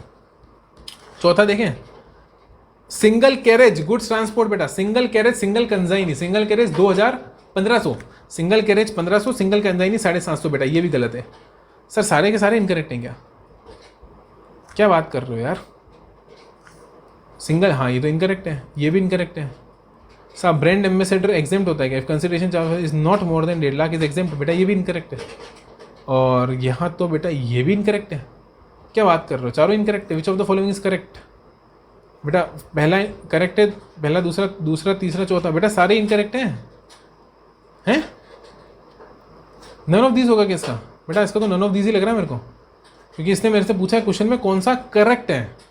और यहाँ पर आप देखो ब्रांड एम्बेसडर है, वो कह रहा है ब्रांड एम्बेसडर है और एग्जेम्प्ट है बेटा। ब्रांड एम्बेसडर एग्जेम्प्ट कैसे हो सकता है? यहाँ पर मिनिमम की जगह मैक्सिमम होना चाहिए था तो एग्जेम्प्ट होता। यहाँ पर बेटा 2000 होता है, आपको सबसे पता है सिंगल ट्रांजेक्शन 2000 से ऊपर है तो एक्वायरिंग बैंक में टैक्स लगता है, मतलब 2000 से नीचे है तो एग्जाम्प्ट होता है, इसने लिमिट गलत दे रखी है। और गुड्स ट्रांसपोर्ट में बेटा सिंगल कैरेज, आप सब जानते हो क्या होता है, बोलो सिंगल कैरेज। बेटा सिंगल कैरेज होता है 1500, और अगर सिंगल कंजाइन है तो होता है 750। यानी बेटा टेक्निकली देखा जाए तो सारे के सारे ऑप्शन यहाँ पर इनकरेक्ट है, एक भी ऑप्शन यहाँ पर करेक्ट नहीं है। और ये करेक्ट पूछ रहा है बेटा, नन ऑफ दीज यहाँ पर करेक्ट आंसर होगा आपके पास, बिल्कुल नन ऑफ दीज यहाँ पर आपके पास करेक्ट आंसर होगा। कोई दिक्कत हो तो बताओ। नहीं सर, अगले क्वेश्चन पे चले। हाँ सर चलो, अगला क्वेश्चन आ रहा है बेटा आपके पास में, क्वेश्चन नंबर 25। ठीक है, ये तो समझ में आया ना, कहाँ से था, ये एग्जामिनेशन नोटिफिकेशन से था 12/2017 से। अब आ रहा है आपके पास में ASC। बेटा एक काम करो, आप थोड़ा सा इसको नोटिंग करो, मैं 2 मिनट पानी पी लूँ। हाँ सर, इस क्वेश्चन को रीड करो, एक काम करो आप इस क्वेश्चन को रीड करो। मैं थोड़ा सा पानी पी लेता हूँ, है ना, बहुत देर हो गई ना बोलते हुए। हाँ सर, आप पानी पी लो, है ना, क्वेश्चन रीड करो, मैं देख रहा हूँ आपको, कहीं भागना मत। हाँ सर।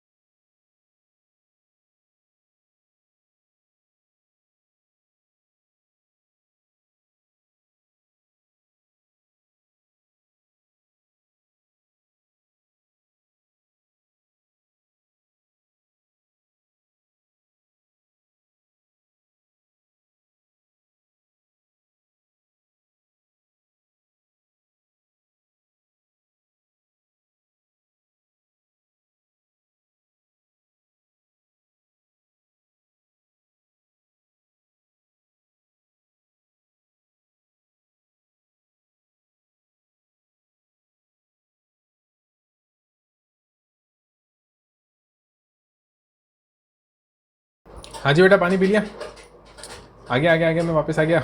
आ जाओ, पानी पी लिया। हाँ सर, पानी पी लिया, आ जाओ।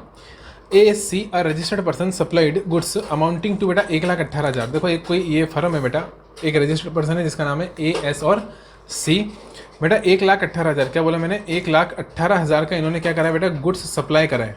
ठीक है, हाँ, इंक्लूसिव ऑफ GST। ओहो, GST इसमें 1,18,000 में बेटा इंक्लूडेड है 18% से। हमने कहा ठीक है।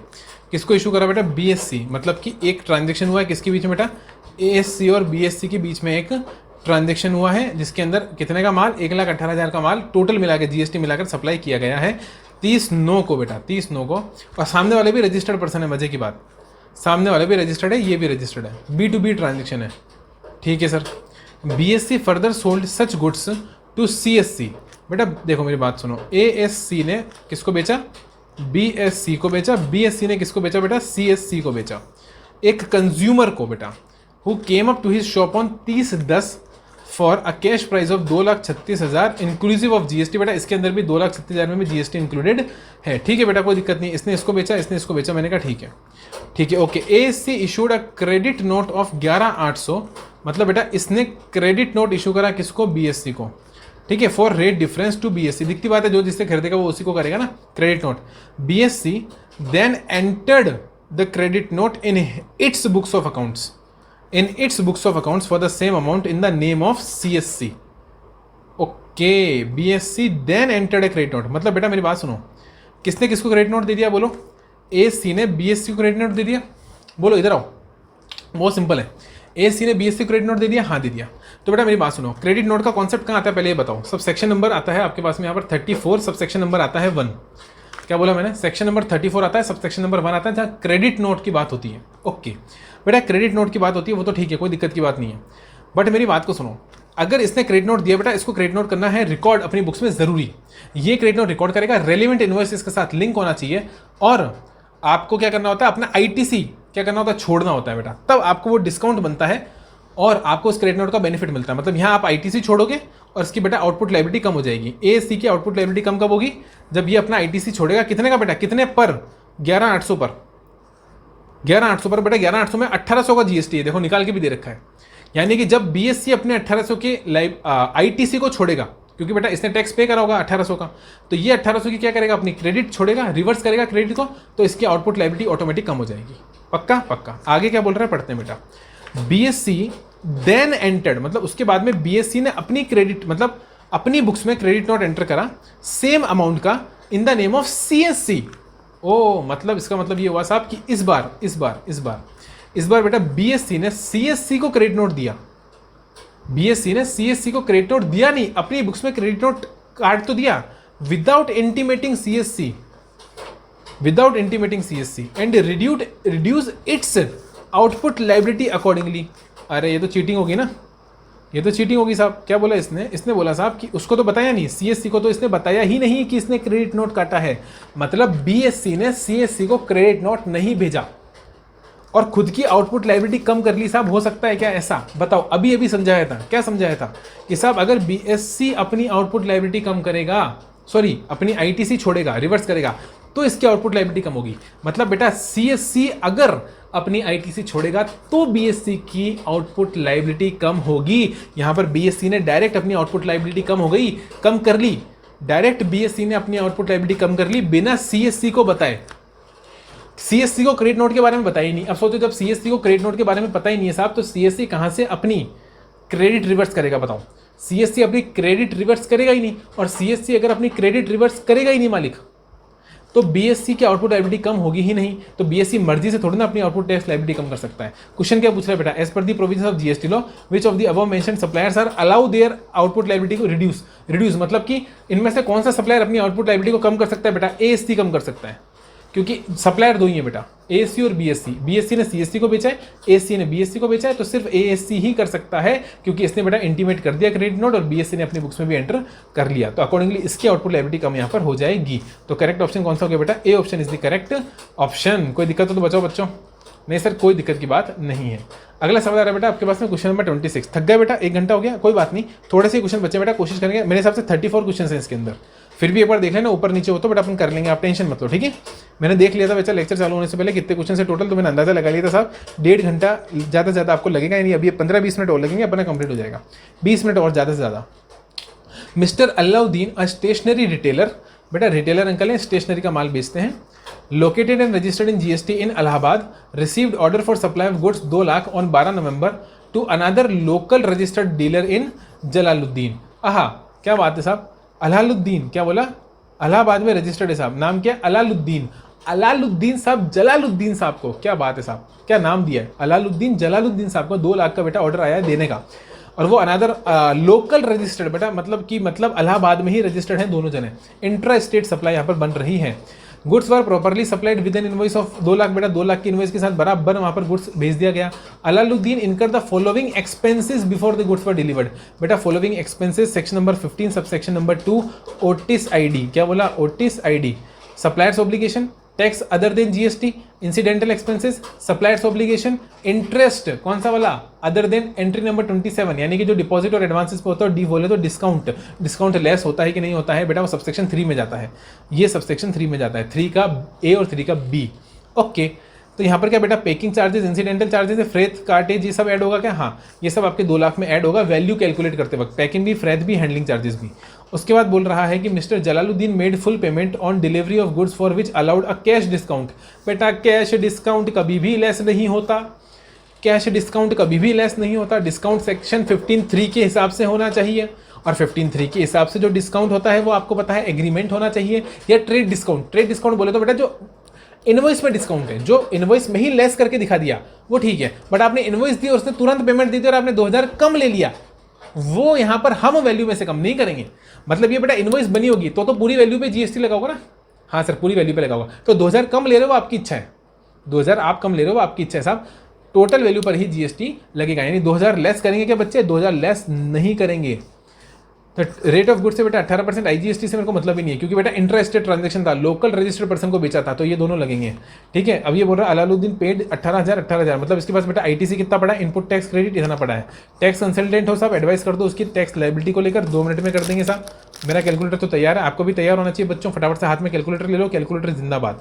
2 लाख का माल बेचा है साहब, 2 लाख में क्या जुड़ जाएगा? इंसिडेंटल एक्सपेंसेस यानी 3,2500 और बेटा 1500 जुड़ जाएगा, टोटल आएगा 2,07,000। 2,07,000 के ऊपर बेटा मैं 9% से टैक्स निकालूंगा, 18630 माइनस कर दूंगा बेटा इसमें से मैं कितना बोलो 18,000 माइनस कर दूंगा, तो बेटा 630 और 630 आंसर आएगा, 630 और 630 आंसर आएगा। और बेटा करेक्ट आंसर हो जाएगा आपका यहाँ पर ए, बोलो करेक्ट आंसर आपका यहाँ पर हो जाएगा ए। 630 और 630 की बेटा यहाँ पर आपकी लायबिलिटी आएगी। क्या करा बेटा मैंने, कुछ भी नहीं करा, मैंने क्या करा, इधर देखो 2 लाख में ऐड कर दिया, इसको इसको इसको, हाँ सर 2000 को लेस नहीं करा, जो टोटल आया साहब उसमें 9% से टैक्स रेट निकाला और उसमें से 18,000 माइनस कर दिया, टोटल आया था बेटा 18,630। ठीक है सर। और बेटा इस जो टैक्स लगाने की बात कह रहा हूँ, टोटल पे टैक्स लगाने के बाद ये आया था और उसमें से बेटा क्रेडिट लेस कर दिया तो 630 बच गया। ठीक है हाँ सर। अगला सवाल आ रहा है बेटा आपके पास में 27, कौन सा 27, mister Rupesh Patel is voluntary registered under GST having turnover of 15 lakh. बेटा मर्जी से रजिस्टर हुए हैं, मर्जी से, 15 लाख का टर्नओवर है। प्रैक्टिसिंग कंपनी सेक्रेटरी, क्या बोला, ये बोला कि he is a practising CS, बेटा अपने ही प्रोफेशन के लोग हैं साहब, अपन सीए हैं वो सीएस हैं। Providing professional services from his partnership firm located in Chandigarh to various clients. बेटा पार्टनरशिप फर्म है चंडीगढ़ में और वहाँ से ही क्या कर रहे हैं, वेरियस क्लाइंट्स को अपनी सर्विसेज देते हैं। ही हैज टेकन, ली है बेटा इंटीरियर डेकोरेशन की service from abroad for a residential home owned. बेटा कंसिडरेशन दिया कि नहीं दिया ये बता दो। He has paid 2 lakh. बेटा अगर कंसिडरेशन दे दिया तो सप्लाई बन गया, फिर चाहे बिजनेस पर्पस के लिए हो चाहे बिजनेस पर्पस के लिए ना हो। In view of the above transaction state the correct option. Option पढ़ो बेटा। GST is payable on the interior decoration services received from abroad. Interior decoration services received from abroad are not taxable since the same are not in the course or furtherance of business. मुझे बताओ ये फालतू की बात है कि नहीं है, ये फालतू की बात है कि नहीं है, सब टैक्स नहीं लगेगा क्योंकि in the course or furtherance of business नहीं है। Interior decoration services received from abroad are exempt in terms of section number इतना ऑफ द आईजीएसटी एक्ट, है ना, क्या बोला, interior decoration services received from abroad are exempt under section number 6। बेटा 6 में exempt होता है क्या आईजीएसटी एक्ट के, ये बताओ। Interior decoration service received from abroad और interior decoration services received from abroad are not taxable since below threshold limit. ये तो फालतू की बात है बेटा, थ्रेशोल्ड लिमिट तो फालतू की बात है। पहला बोल रहा है जीएसटी इज पेबल, क्या पेबल होगा। अब बेटा यहाँ पर मुद्दा यही है कि आखिर ये किस पर्पस के लिए यूज़ हुआ है। यहाँ पर ये नहीं पूछ रहा है सप्लाई है कि नहीं है, बेटा यहाँ पर ये नहीं पूछ रहा है सप्लाई है कि नहीं है, यहाँ पर क्वेश्चन बदल गया। पहले जो याद है क्वेश्चन करा था अपने पिछले पार्ट के अंदर, शायद पिछले पार्ट के अंदर जो करा था बेटा पार्ट नंबर 3 के अंदर, वहाँ पर था वो सप्लाई पूछ रहा था। यहाँ मेरे से सप्लाई नहीं पूछ रहा है, ये पूछ रहा है कौन सा ऑप्शन करेक्ट है। और जब मैं ऑप्शन पढ़ रहा हूँ बेटा तो ऑप्शन टैक्सेबिलिटी की बात कर रहा है, ऑप्शन जीएसटी पेबल की बात कर रहा है, सप्लाई की बात नहीं कर रहा।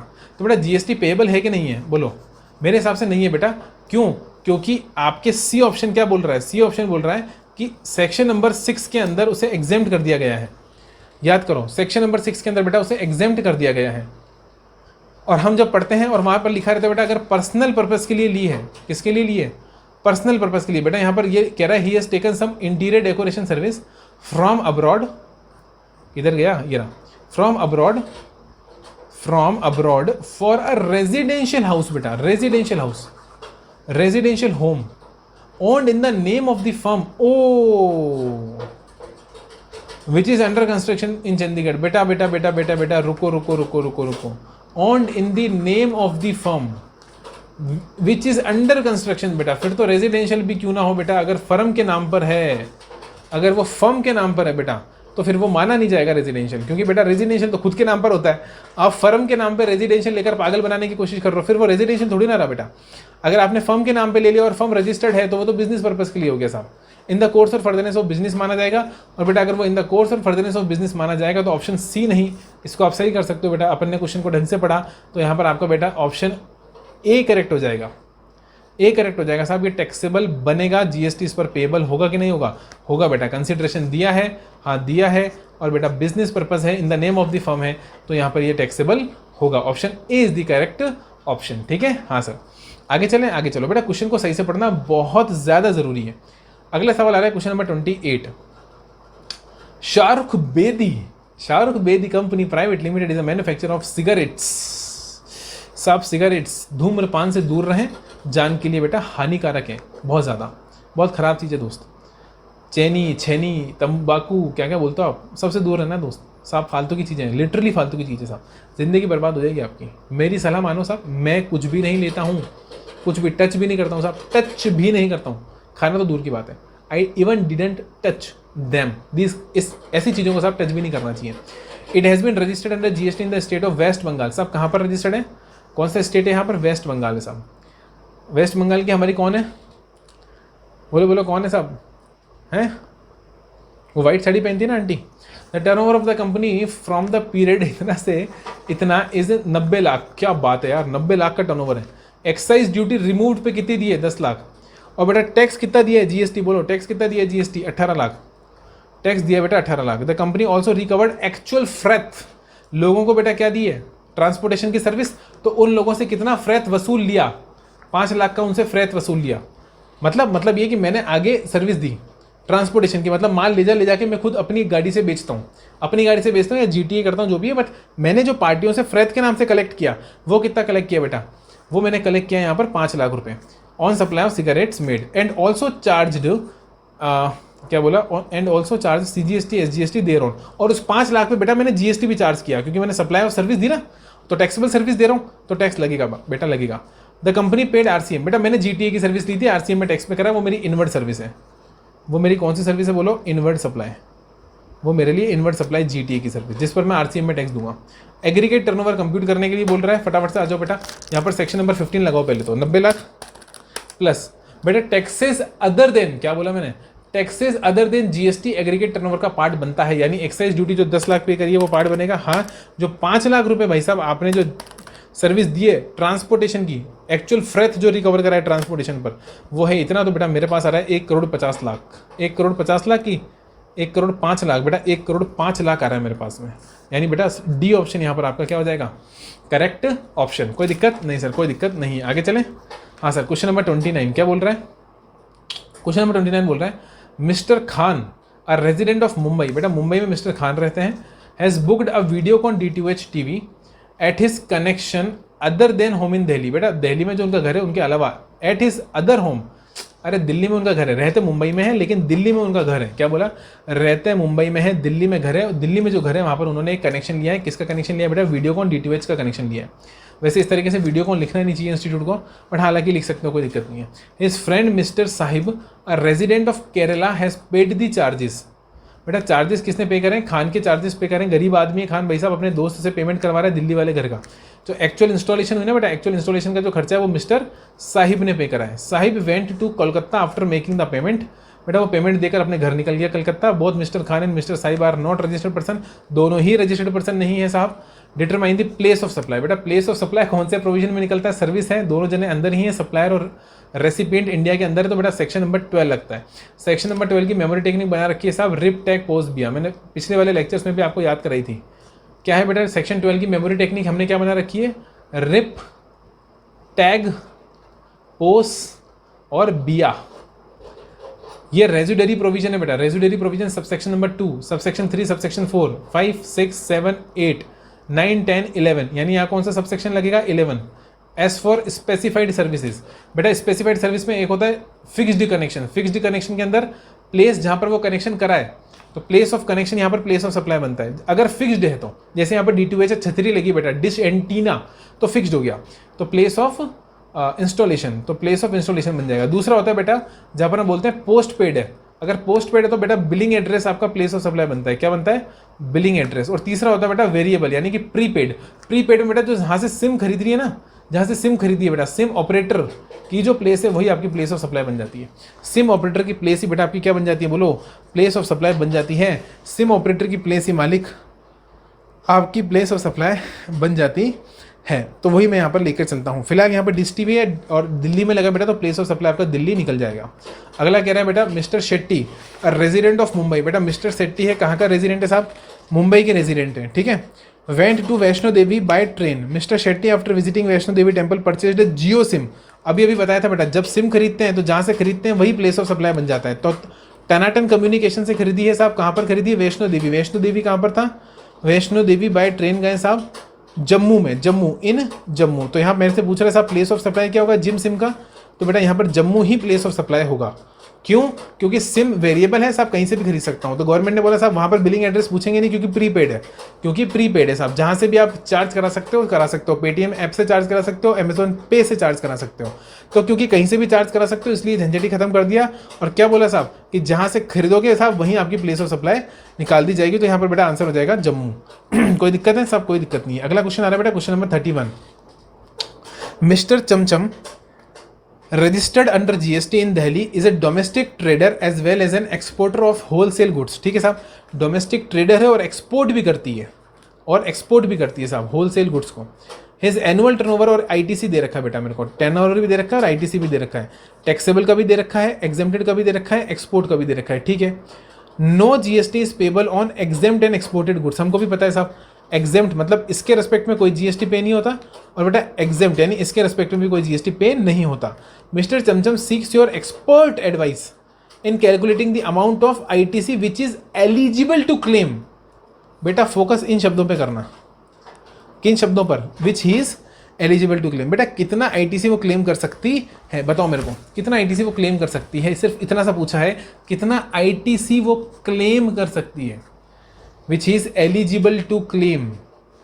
क्लेम मतलब लेना, बेटा ये 2 लाख एक्सपोर्ट का ले सकती है, रिफंड लेना भी तो क्लेम करनी है ना बेटा, और टैक्सेबल का तो ले सकती है। तो बेटा यहाँ पर आंसर हो जाएगा 11 लाख, यहाँ पर आंसर हो जाएगा 11 लाख। टैक्सेबल पर पूरा आईटीसी मिल जाएगा, एक्सपोर्टेड पे बेटा पूरा आईटीसी क्लेम हो सकता है, एग्जेम्प्ट पे बेटा आईटीसी क्लेम नहीं हो सकता, एग्जेम्प्ट गुड्स के रेस्पेक्ट में नहीं मिलता। आप सेक्शन नंबर 16 सब सेक्शन नंबर 1 और 17 का बेटा 5 या 17 का 1 जाकर पढ़ सकते हो, यहाँ पर आपको पूरी डिटेल मिल जाएगी।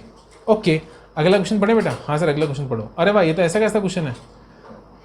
Question number 32, mister Prabhu registered under GST in Mumbai in the business of trading of marble handicraft. क्या बेटा मार्बल हैंडीक्राफ्ट। सर थोड़ा जूम आउट करो। मार्बल हैंडीक्राफ्ट के बेटा प्रोडक्ट्स में domestically as well as exporting the same. साहब domestically तो बेचते हैं, इसके अलावा एक्सपोर्ट भी करते हैं। एनुअल टर्नओवर दे रखा है, ठीक है, और इनपुट टैक्स क्रेडिट दे रखा है, टर्नओवर का, एक्सपोर्टेड का, एग्जेम्प्टेड का। मिस्टर प्रभु एक्सपोर्टेड बेटा LUT without payment of tax 16(2) of IGST act, 16(2) of IGST act without payment of tax बेटा यहाँ पर एक्सपोर्ट किया जा रहा है। तो क्या बेटा हम रिफंड ले सकते हैं क्या आईटीसी का? हाँ, और बेटा उसी अमाउंट को कैलकुलेट करने को बोल रहा है। रूल सारे बच्चे चिल्ला कर बताएंगे, मेरे लिखने से पहले कमेंट करके बताएंगे। रूल नंबर 86, सब रूल नंबर 4 की 5 किसका है? Inverted duty tax structure. क्या बोला? इन्वर्टेड ड्यूटी टैक्स स्ट्रक्चर का है, जहां पर हम इन्वर्टेड ड्यूटी, जहां पर पीछे से ज्यादा रेट लगता है, आगे रेट कम लगता है, तो IDS इन्वर्टेड ड्यूटी स्ट्रक्चर बनता है और वहां पर हम रिफंड लेते हैं। तो वहां पर रूल नंबर 86, एक मिनट, रूल 89 का 4 है बेटा, 86 नहीं है, मैंने गलत लिख दिया बच्चों, 89 है, 89 का 4 है ना।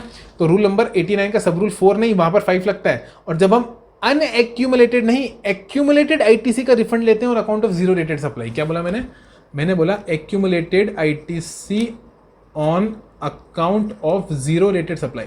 साहब एक बात बताओ, मैं टैक्स देता हूँ और सारा का सारा एक्सपोर्ट कर देता हूँ, एक्सपोर्ट पे जीएसटी लगता ही नहीं है। अब जब एक्सपोर्ट पे जीएसटी लगता ही नहीं है, तो पीछे जितना भी टैक्स देकर आया उन सबका रिफंड तो मिलेगा ना, क्योंकि वो तो एक्यूमुलेट होता जा रहा है, इकट्ठा होता जा रहा है, तो उसका रिफंड ले लूंगा, वो मिलेगा 89(4) में। और जहां पर आगे टैक्स बन रहा है लेकिन कम रेट से बन रहा है, पीछे ज्यादा रेट से देकर आ रहा हूं, तो भी एक्यूमुलेट हो रहा है, हाँ, उसका मिलेगा 89(5) में। दिक्कत नहीं सर। अब सुनो बेटा, 89(4) हो या 89(5) हो, ना तो नेट आईटीसी जो फॉर्मूला होता है, आपको फॉर्मूला पता है ना? फॉर्मूला क्या बेटा? जीरो रेटेड सप्लाई का जो टर्नओवर है वो divided by adjusted total turnover multiply by बेटा नेट आईटीसी। यहां पर एग्जाम्प्ट वाला आईटीसी नहीं आता, यहां पर एग्जाम्प्ट वाला टर्नओवर नहीं आता। तो अपने क्वेश्चन में से बस ये हटा दो, बाकी काम हो जाएगा आपका। तो टोटल कितना है? 125,000,000 प्लस 75 लाख, टोटल कितना हो गया बेटा? ये हो गया मेरे हिसाब से कितना, 200 लाख, यानी कि 2 करोड़, ठीक है। और 2 करोड़ में से बेटा 75 लाख आपकी एक्सपोर्ट है, तो divide by 2 crore into net ITC. बेटा आईटीसी कितना बन रहा है? 12,50,000 और 5,50,000, ये होता है आपका 13 लाख, 13 लाख 5, 6, 7, 8, 18 लाख। बेटा 18 लाख को इससे मल्टीप्लाई करा दोगे तो आपके पास आएगा 6,75,000। बेटा B option is the correct option. क्या बोला मैंने? B option is the correct option. Simple सी बात थी। 89(4) में बेटा मैंने कुछ नहीं करा, फॉर्मूला रखा। देखो फॉर्मूला रखा, नीचे कितना रहा था? 2 करोड़, ऊपर 75 लाख। तो बेटा मैंने इतना सा करा, 75 लाख डिवाइडेड बाय 2 करोड़, यानी कि बेटा 200 lakh multiplied by net ITC. मतलब आईटीसी बेटा सिर्फ और सिर्फ इसका ही मिलेगा, एग्जाम का लेना नहीं है, इसका भी लेना नहीं है। तो ये होता है बेटा आपके पास में कितना लाख? 5, 6, 7, 8, 18 लाख। बेटा ये आपके पास में 18 लाख होता है। तो इसका आंसर कितना निकल कर आ जाएगा? बोलो 6,75,000। और वही करेक्ट ऑप्शन यहाँ पर हो जाएगा। कोई दिक्कत नहीं है सर। अगला आ रहा है बेटा question number 33, state whether the following statements are true or false. इनमें से कौन सा स्टेटमेंट ट्रू है, कौन सा फॉल्स है, बताना बेटा। बचपन बीत गया ट्रू फॉल्स करते करते, तो बड़े हो गए यार। Zero rated supply means supply of goods और सर्विसेज और both which attracts nil rate of tax. बेटा फॉल्स। सेक्शन 16 पढ़ोगे, अभी देख कर आए, zero rated supply mean supply of goods और सर्विसेज और both which are export out of India or which are exported, यानी कि बेटा सप्लाइड टू SEZ यूनिट और डेवलपर। जब मैं SEZ यूनिट और डेवलपर को देता हूं तो वो बनता है एक्सपोर्ट, यानी कि जीरो रेटेड। जब मैं एक्सपोर्ट करता हूं तो वो बनता है जीरो रेटेड। वो डेफिनेशन दे रखी है 16(1) के अंदर, ये बिल्कुल गलत है साहब, नील रेट नहीं कह सकते, false. Exempt supply means export of goods और सर्विसेज और बोथ, बिल्कुल गलत बेटा, एग्जेम्प्ट SEZ नहीं होता है, SEZ होता है जीरो रेटेड, तो ये भी false. Non taxable supply mean supply which is not leviable to tax but leviable to tax, पागल हो क्या, CGST में नहीं लगता है, SGST में लगता है, IGST में लगता है, फॉल्स।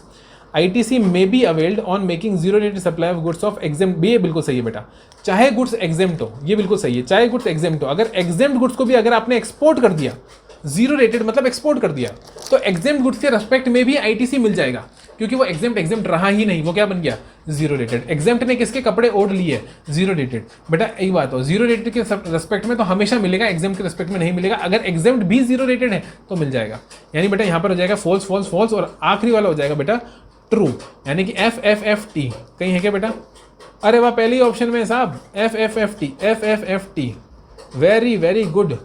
और बेटा इसी के साथ बहुत बहुत मुबारकबाद मालिक, क्या बात है, मुझे तो पता ही नहीं चला साहब, ये भी कंप्लीट। तो बेटा यहाँ पर हमने क्या कंप्लीट कर लिया मालिक, यहाँ पर हमने कंप्लीट कर लिया है 33 क्वेश्चंस को, यानी कि पूरा का पूरा दोस्त CA फाइनल का अमेंडमेंट MCQs जितने भी थे, अमेंडेड MCQs जो इंस्टीट्यूट ने अपलोड कर रखे थे इस अटेम्प्ट के लिए, इंटर के सारे डाल चुका था, फाइनल की ये एक क्लास बाकी थी, अब ये भी अपलोड हो जाएगी।